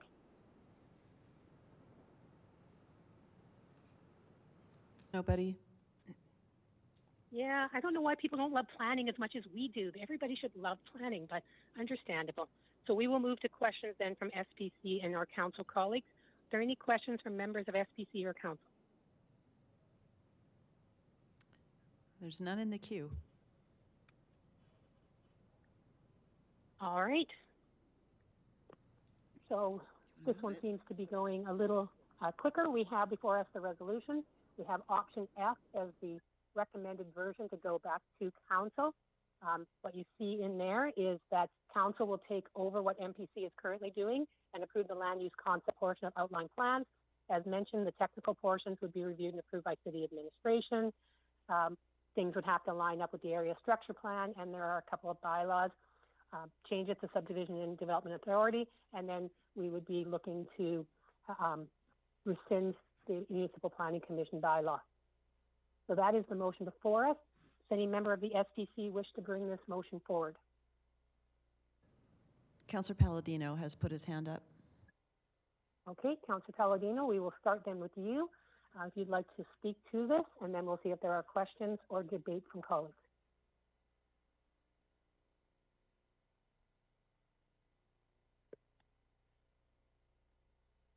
He's mentioned he has nothing to add. Oh, okay. That makes it a lot easier. Are there any questions or debates from anybody else, either on council or SPC?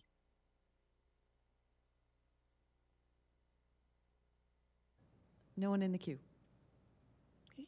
I would just like to add, I know I have heard from my council colleagues on the last council as well as this council that some of the difficulties were we approved the area structure plan and then the outline plan was changed at MPC, and members of the community would come to us going, you've made these changes, and we'd be like, changes were made? We weren't aware. And having council back in the role of approving these changes and being aware of these changes would greatly enhance the process in my mind, and I hope my colleagues will support this. So I will turn it back to Councillor Palladino to close and to call the question. He said to call the question. Okay, questions been called. All in favor? Okay. That passes unanimously. Thank you very much, Ms. Gearing and Ms. Mearns, and to Build and all of City Administration who worked on this. I know, again, this has been a long time in the works, and thank you for the presentation today. So we then move to Waste and Recycling Annual Report. Ms. Parker, General Manager of Waste and Recycling, is going to tell us about what happened in 2021. Ms. Parker, the floor is yours and for your staff.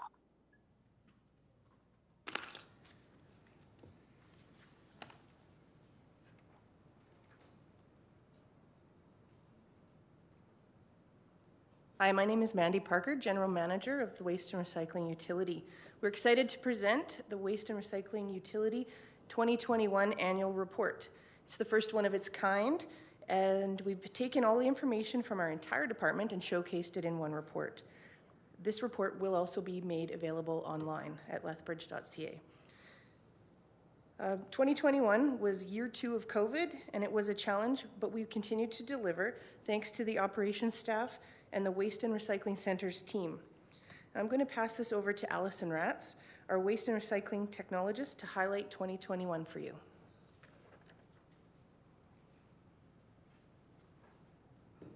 Thank you, Mandy. Okay, and good afternoon, and thank you for the opportunity to present waste and recycling highlights from the 2021 annual report. Please note that this presentation will cover only the highlights of the report, and I recommend, if you have time, to see the report for more information and details. I also want to take a moment to recognize my team. So some are here today, and some are online, and some are out in the field collecting or managing our waste. Without them, this report would not have been possible. To begin, the waste and recycling utility structure has 4 service level areas that you can see here. It's waste collection, sustainability, outreach and education, and waste processing. These 4 service level areas are all connected to each other in a network or cycle.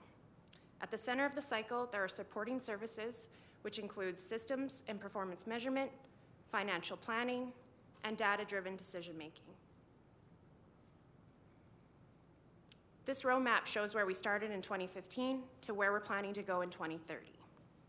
Shows all the strategies, projects, and programs we've implemented, including the approval of the waste diversion strategies and waste diversion targets in 2015, guiding the future of our programs. It shows the differential tipping fees at the landfill in 2016, which contributed to a 50% waste reduction for the construction and demolition sector. It also shows the implementation of curbside recycling and landfill surcharges for recyclables like cardboard, paper, metal, and construction material in 2019, and the approval of greenhouse gas reduction targets in 2020. And lastly, the residential curbside organics program approved by Council in 2021. Next slide, please. So this shows the 30-day breakdown of a 240-liter cart collection utility bill, which besides the garbage and recycling collection fee, is also used for outreach and education, the waste reduction fee, which pays for recycling station and other diversion programs, and the landfill fee, which contributes to cell development and regulatory compliance. As we can see, it showcases that the utility bill not only pays for garbage and recycling collection, but other programs and services that are provided to residents. Next slide, please. When we look at utility rate history, the collection rate has had no increases from 2012 to 2019. In 2019, there was an increase of $7 that reflects the new curbside recycling service. $2 from the garbage collection was moved to the recycling fee because of the change from weekly to bi-weekly collection. This shows the $9 that you see here for recycling in 2019. Since 2019, there have been no rate increases. Next slide, please. So this shows the comparison of 2022 utility rates and collection fees across Alberta. This is only the collection cost, though, and it does not include additional programs. This is how we can compare ourselves to others. Lethbridge is on the low end, and once the green card is implemented in 2023, an additional $5 will be included, which will put Lethbridge fees in line with other municipalities in Alberta that offer all 3 collection services. Next slide, please. Looking at waste collection highlights from 2021, this includes the continuation of services throughout the entire COVID-19 pandemic. It also includes 1.5 million total cart pickups in 1 year, and the total tons of waste collected and their trends, which includes all of the material collected through all of our programs and services and not just curbside programs. Next slide, please. This shows the residential waste generation trends over the last 5 years. In order to achieve our residential 2030 waste diversion target approved by Council, we will be implementing a residential curbside organics collection program in 2023. Next slide. Looking at black or garbage cart composition, more than 50% of the material is organic waste that could be composted. We estimate that more than 11,000 tons of organic material could be diverted from the landfill with a residential curbside organics collection program. Next slide, please. I also want to highlight that 87% of the material in the blue or recycling card is recyclable material that is sent to markets. Next slide, please. Waste processing highlights in 2021. This includes the Hydrovac waste facility construction and opening and the landfill gas plant project. It also shows that the site received and processed more than 129,000 tons of waste in 2021. 21% of that material was diverted from the landfill. Next slide, please.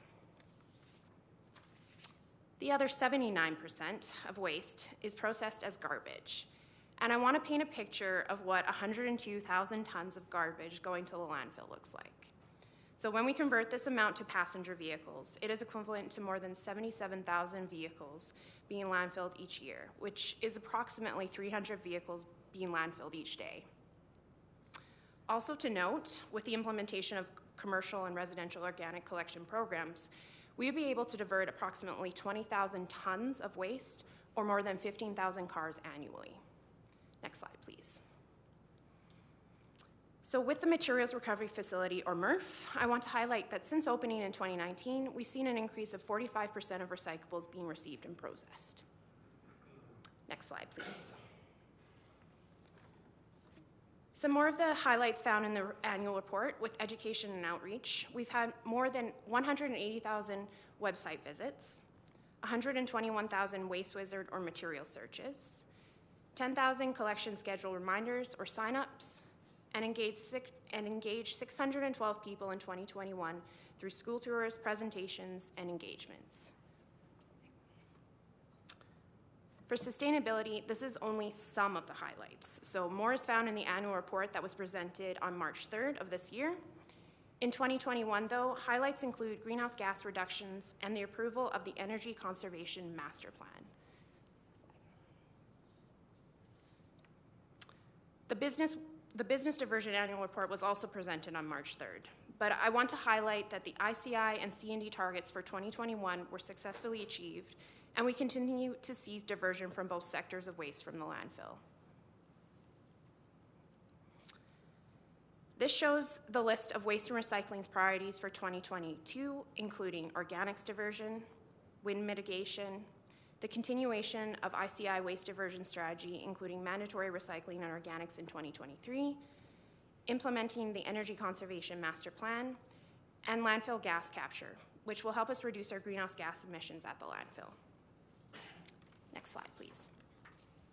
So this is the end of the presentation. As I mentioned at the beginning, this is only the highlights of the Waste and Recycling Utility 2021 Annual Report.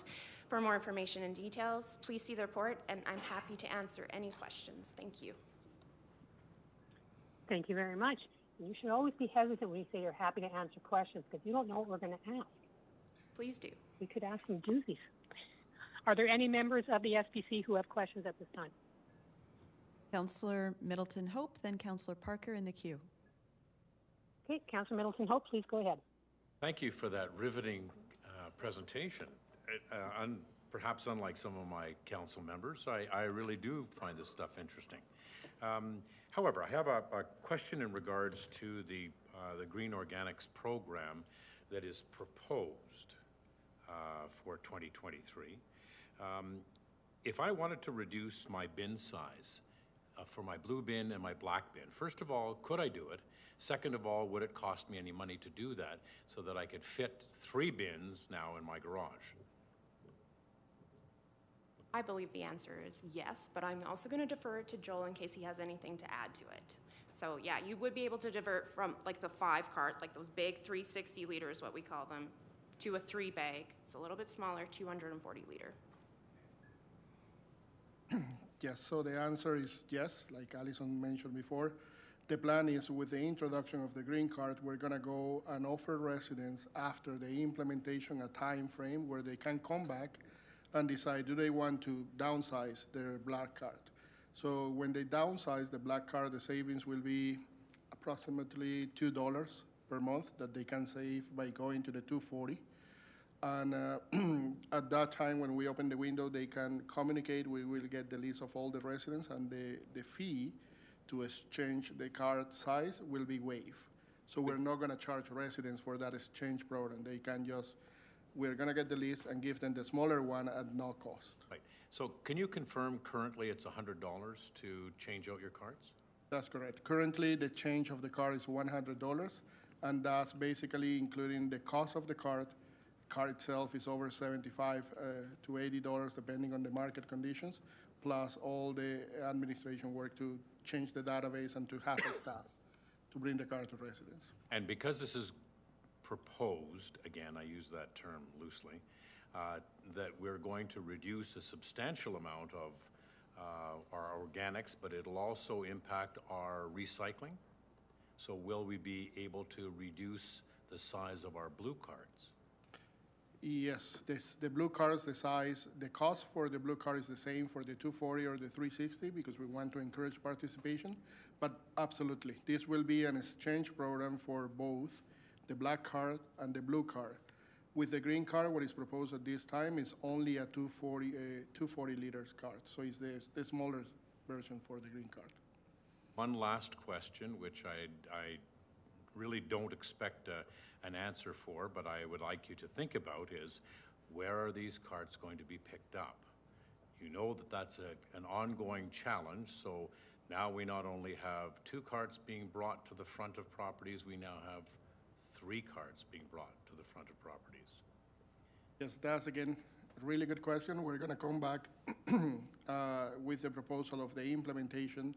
There are plans where the pickup for the green car will occur probably on a different day, not the same day, so you don't have 2 carts outside at the same time. And what we're doing is we're looking at other municipalities that have been doing this program for quite a few years and learning from them in order to bring those learnings into our program. Thank you. Okay, Councillor Parker, you're next in the queue. Thank you. Thank you for the presentation. One point about wind mitigation for the blue carts. Can you explain it? 'Cause I had an email a while back, and you get these windy days, and if you have it on a recycling day, your blue bins, like, what exactly are we doing in that? Sure, so we're testing things out. So that's our operations team. Joel, if you want to add to what that looks like. Yes, so our operations team, James Nichols, we're having 2 pilot projects that are going to be, it's actually one with 2 different systems that we're going to be piloting with some residents. It's going to be in phase 1, and it's going to be in other areas of the city that are prone to wind, like on the west side, for example. These are going to be either a weight-in mechanism that will be inserted in the cart to add more weight, and the second one could be something like a latch. So this is, again, something we learned from other communities, especially down in the U.S., that Chicago, that was where this came from. It's also very well known for the winds. This latch goes into the cart, and it only requires a certain amount of pressure to open the lid. We have been testing those internally with some carts at the operations yard, and they seem to be successful. We want to see if we can implement this, and if it's successful, then we can add this option moving forward for the residents. Yeah, and my follow-up to that is, so when we get those inquiries, do we have anything that maybe you can just kind of give us like a little briefing note so we have it on our file, so when someone sends it, this is what we're planning to, like, hey, I'm glad that you guys are on top of it, versus me, well, I'll send this concern to administration, so maybe we can get something so we have it into our file so we can send it out when people get that. So I think that's being worked as we speak with corporate communications and the public ops, so that briefing note is coming forward. Yeah, thank you. Thank you very much. Thank you. Can I just say, on behalf of myself and probably my colleagues, and on behalf of just all admin, the briefing notes we get from administration are amazing, not just related to this, but to everything. It is wonderful to always have that information. I have a question with regards to this report, and it's a question we often get from the public, and I'm going to try to phrase it the way I hear it. Is what we're doing best practice, or is it just based on wishful thinking, that we recycle and we do all of this because we want to feel good and for the environment, and that maybe we're doing things for that reason, or is it what we're doing the best practices for what we should be doing as a community? Very interesting question, and I will try to answer it. And the first thing I would say is you really get a picture for how much waste is being landfilled every day when you spend time at the landfill. So I would say any material that we can divert from the landfill is worthwhile. It's using resources to their maximum extent. I would also say, as someone who has experienced old landfill being opened up and looking at the waste that had been in the land for over 30 years, everything that we put into the landfill is not breaking down the way that we would see it in an oxygen-rich environment. So basically, anything you put in the garbage is gonna last a lot longer than any one of us in this room. So think about that as when you do throw something away, treat the resource as a resource rather than a waste. So that's how I would answer it. I don't know if Joel has something to add or Mandy, but I do think that it's worthwhile. I could be, yeah. For sure. The types of programs and operations that we're doing right now are best practice. Other communities and municipalities are doing this type of thing. And it does impact the environment. That's part of the reason why we do it. There's some regulatory, there's just looking at different resources for future products, the circular economy, the things that the recycled products go to make. It is all part of the industry, so I would say that best practice is one of the things that we would definitely, best practice is what we do, but it also is impacting the environment and making some conservation efforts. Thank you. That's how I've been answering, so I'm glad to hear I'm correct. Oh, Mr. Sanchez, do you have something to add? Yeah, I just wanted to mention something. Recently, there was a recycling conference here in Lethbridge, probably a month ago, and I can let you know that we were actually inquired by many municipalities in Alberta in terms of the ICI work that we have been doing. The ICI strategy or implementation has been something that the City of Calgary, Edmonton have tried to implement, and they haven't been 100% successful. They haven't achieved their targets. And when we did the presentation of the overall status for the city, they were really impressed. And we actually got a few inquiries on how we did the engagement, how we implement the strategy, what were the resources that we had in place. So again, most of the programs that we have implemented over the last 4 years are being following the best practice in the province. The blue card has been in other cities for more than 10, 15 years. Took a little bit longer, but at the same time, I think for us, it was good to wait a little bit more to learn from what they did. And the same is happening for the green card. We're actually using all those learnings and trying to implement it in a way that is easier for Lethbridge residents. Thank you. Well, thank all of you for that answer. Do we have any more people in the queue for questions, Madam Clerk? Yes, we do. Councillor Palladino. Okay, please go ahead, Councillor Palladino. Thank you. You've probably heard this question a few times, but I currently have my black bin and my blue bin in the back lane. And I've got a beautiful back lane, and I live across the street from a green strip. And so when the when the green carts come out, will they continue to be picked up in the back? And if not, where do I find out where it will be picked up? It'll be in the same place. Easy, yeah. So if I currently have them picked up in the back, they'll be in the same place all the time. And is that forever, or is there future changes for that? So Alison is right, yes. It's going to be the same location that you have today is where the green card will go. And the plan is to stay on the same. We're coming back on next week, actually, to do a presentation of the lanes to front move. And we're going to speak a little bit more about the options that we're putting forward. I can let you know what we have said before. The relocation is paused. We are not doing any more relocations, at least until 2024. And we're going to speak a little bit more about that next week. Good news. Thank you. Any more questions in the queue, or do we move to the motion now? No more questions. Okay, so we have a draft motion in front of us. Be it resolved that the Civic Works Standing Policy Committee recommends that Council receive for information the Waste and Recycling Utility 2021 Annual Report. Is there anyone who'd like to bring this motion forward?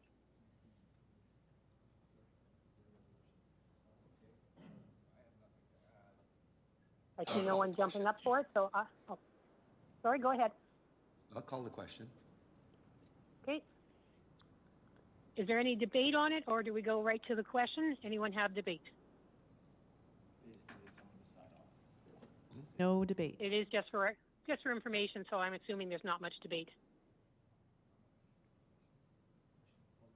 I'll call the question. Okay, question's been called. All in favor? I'm in favor as well.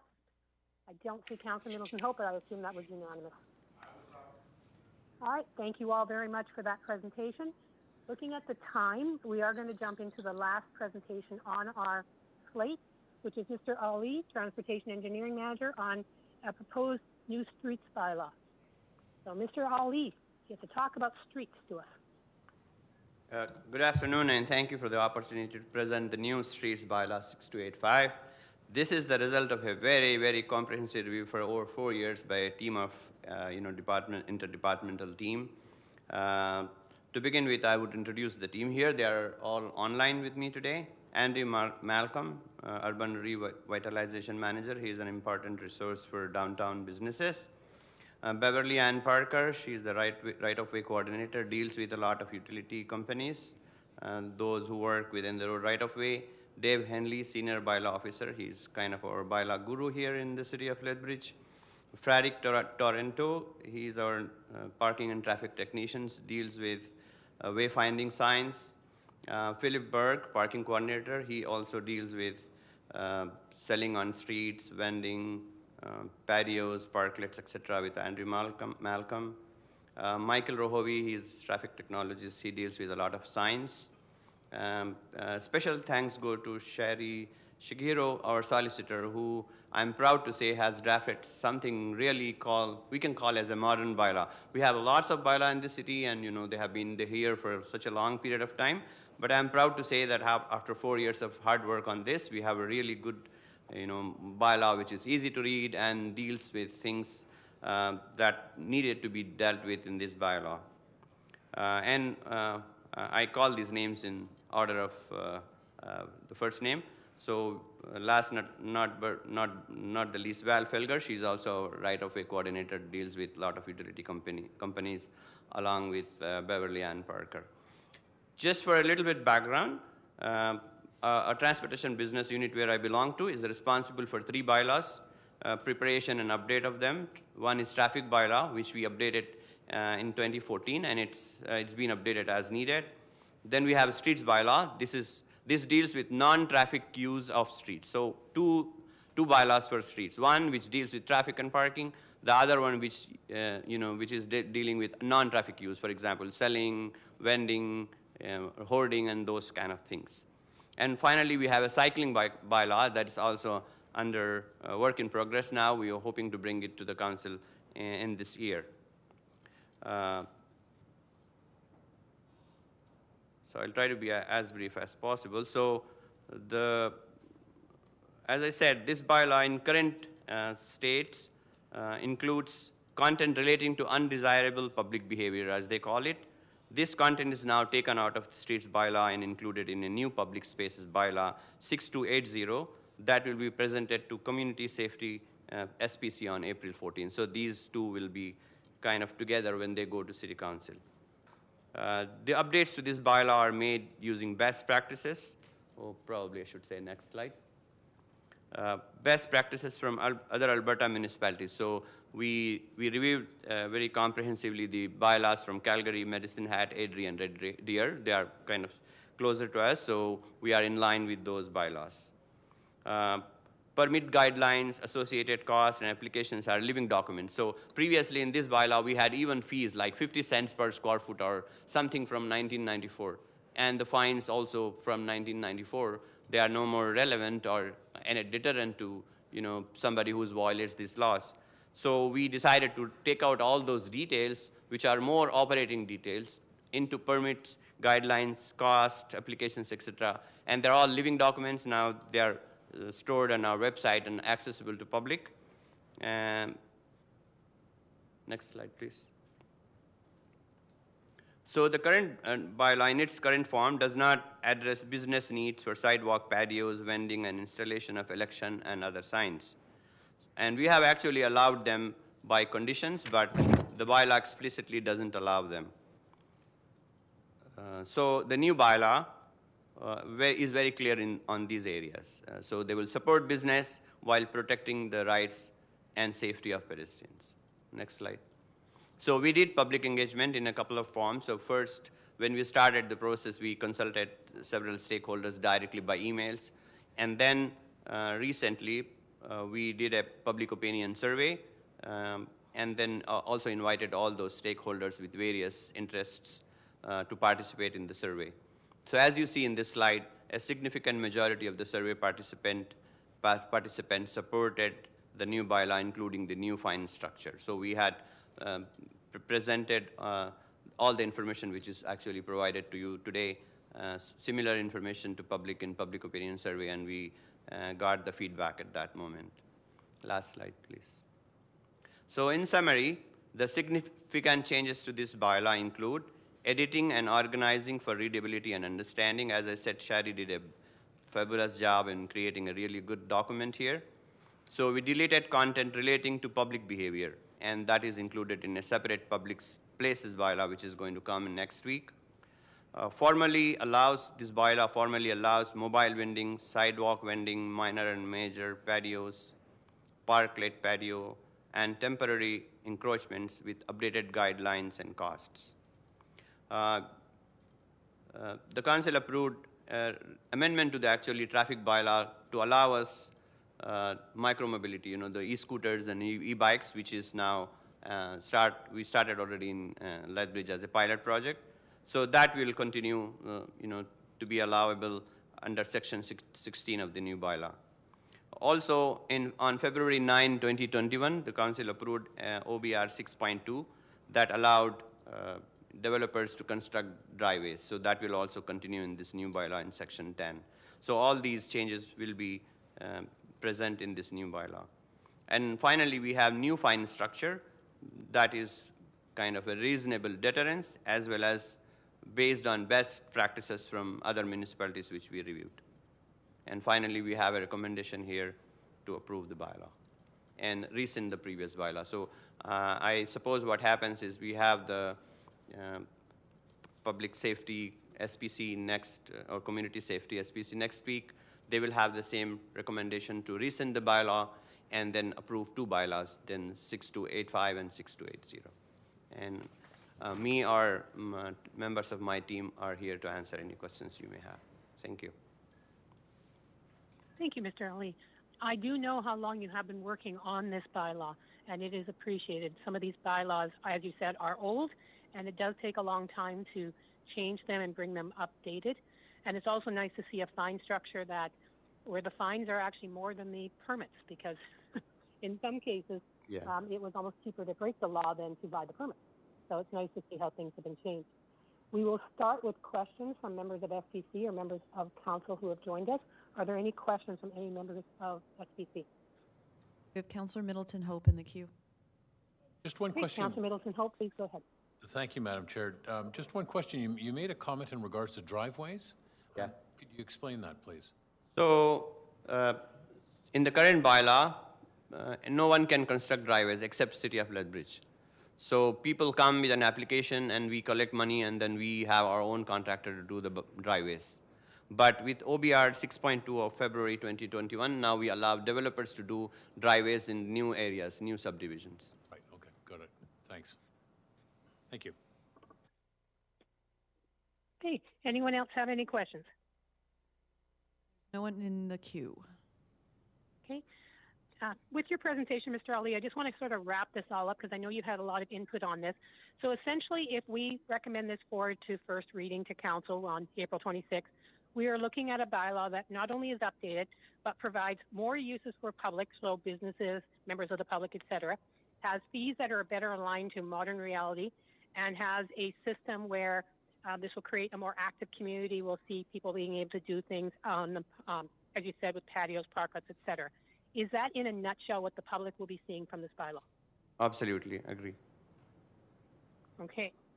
And of course, if this goes forward, it would go on the council agenda on April 26th.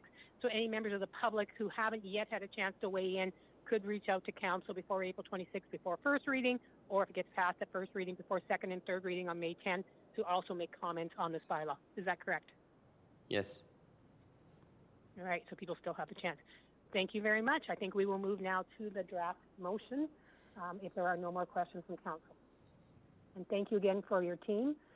As I said, I know the work that has gone into this. So we do have a draft motion. Be it resolved that the Civic Works Standing Policy Committee recommend that Council 1, provide first reading to bylaw 6285 at the April 26, 2022 meeting of Council, and 2, provide second and third reading to bylaw 6285 at the May 10, 2022 meeting of Council. Is there a member of the SPC ready to and willing to bring this motion forward? I will, as Councillor Parker. Okay, so Councillor Parker, if you'd like to start by speaking to it. Thank you very much, Mr. Lee. Thank you very much for your presentation. Thanks for the work that you do behind the scenes. You present it in a way that's understandable, and I appreciate the questions, especially from Councillor Croson, because she reads this stuff inside out, and so I appreciate her questions as well as my colleagues. So I'd ask for council support, or SPC support. Okay. Are there any questions or debate from members of the SPC? Oh, there's no one in the queue. I call the question. Okay, question's been called. All in favor? I'm in favor on this as well, so that passes unanimously. And as also was mentioned, there will be another SPC looking at part of this, because part of this is being broken out. And so the members of the community do have a lot of chance to weigh in on this if they have any concerns. So we have one more motion. We had an in-camera meeting prior, so we should have a motion on that.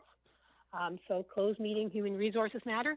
Be it resolved that the Civic Works Standing Policy Committee direct that the closed meeting discussions with respect to the human resources matter remain confidential pursuant to Section 17, harmful to personal privacy, and 24, advice from officials of the Freedom of Information and Protection of Privacy Act. And then there's an and there, and the and is, and we thank everybody for this motion. So just No, the and is further be it resolved that the Civic Works Standing Policy Committee forward the presentation to the April 26th closed meeting of City Council. Okay, thank you, Ms. Hilford. Your and made way more sense than mine did. So we have there a motion. Is anyone willing to bring that draft motion forward? I will, Madam Chair. Is Councillor Parker here? Okay, Councillor Parker brings that forward. All in favor? This is just the in-camera stuff. That passes unanimously. Just like we do it for council meetings. John's a late yes. Just for information. John's, it's unanimous. I was on an Eastern time zone. It's just to make sure that the public knows that, one, there was a closed meeting and that the motion was not made in the closed meeting but made afterwards, and that there are reasons for why that wasn't discussed publicly. So that was the purpose of that motion being brought forward. And again, any information will be passed on to our council colleagues. Thank you. I want to thank all of you. We had 4 incredible presentations, a lot of information, and somehow right on 4:30 we are finishing up. So I will now adjourn us, and I hope everyone has an awesome Thursday evening. Take care, Belinda. Take care, everyone. Take care, all you too. Bye.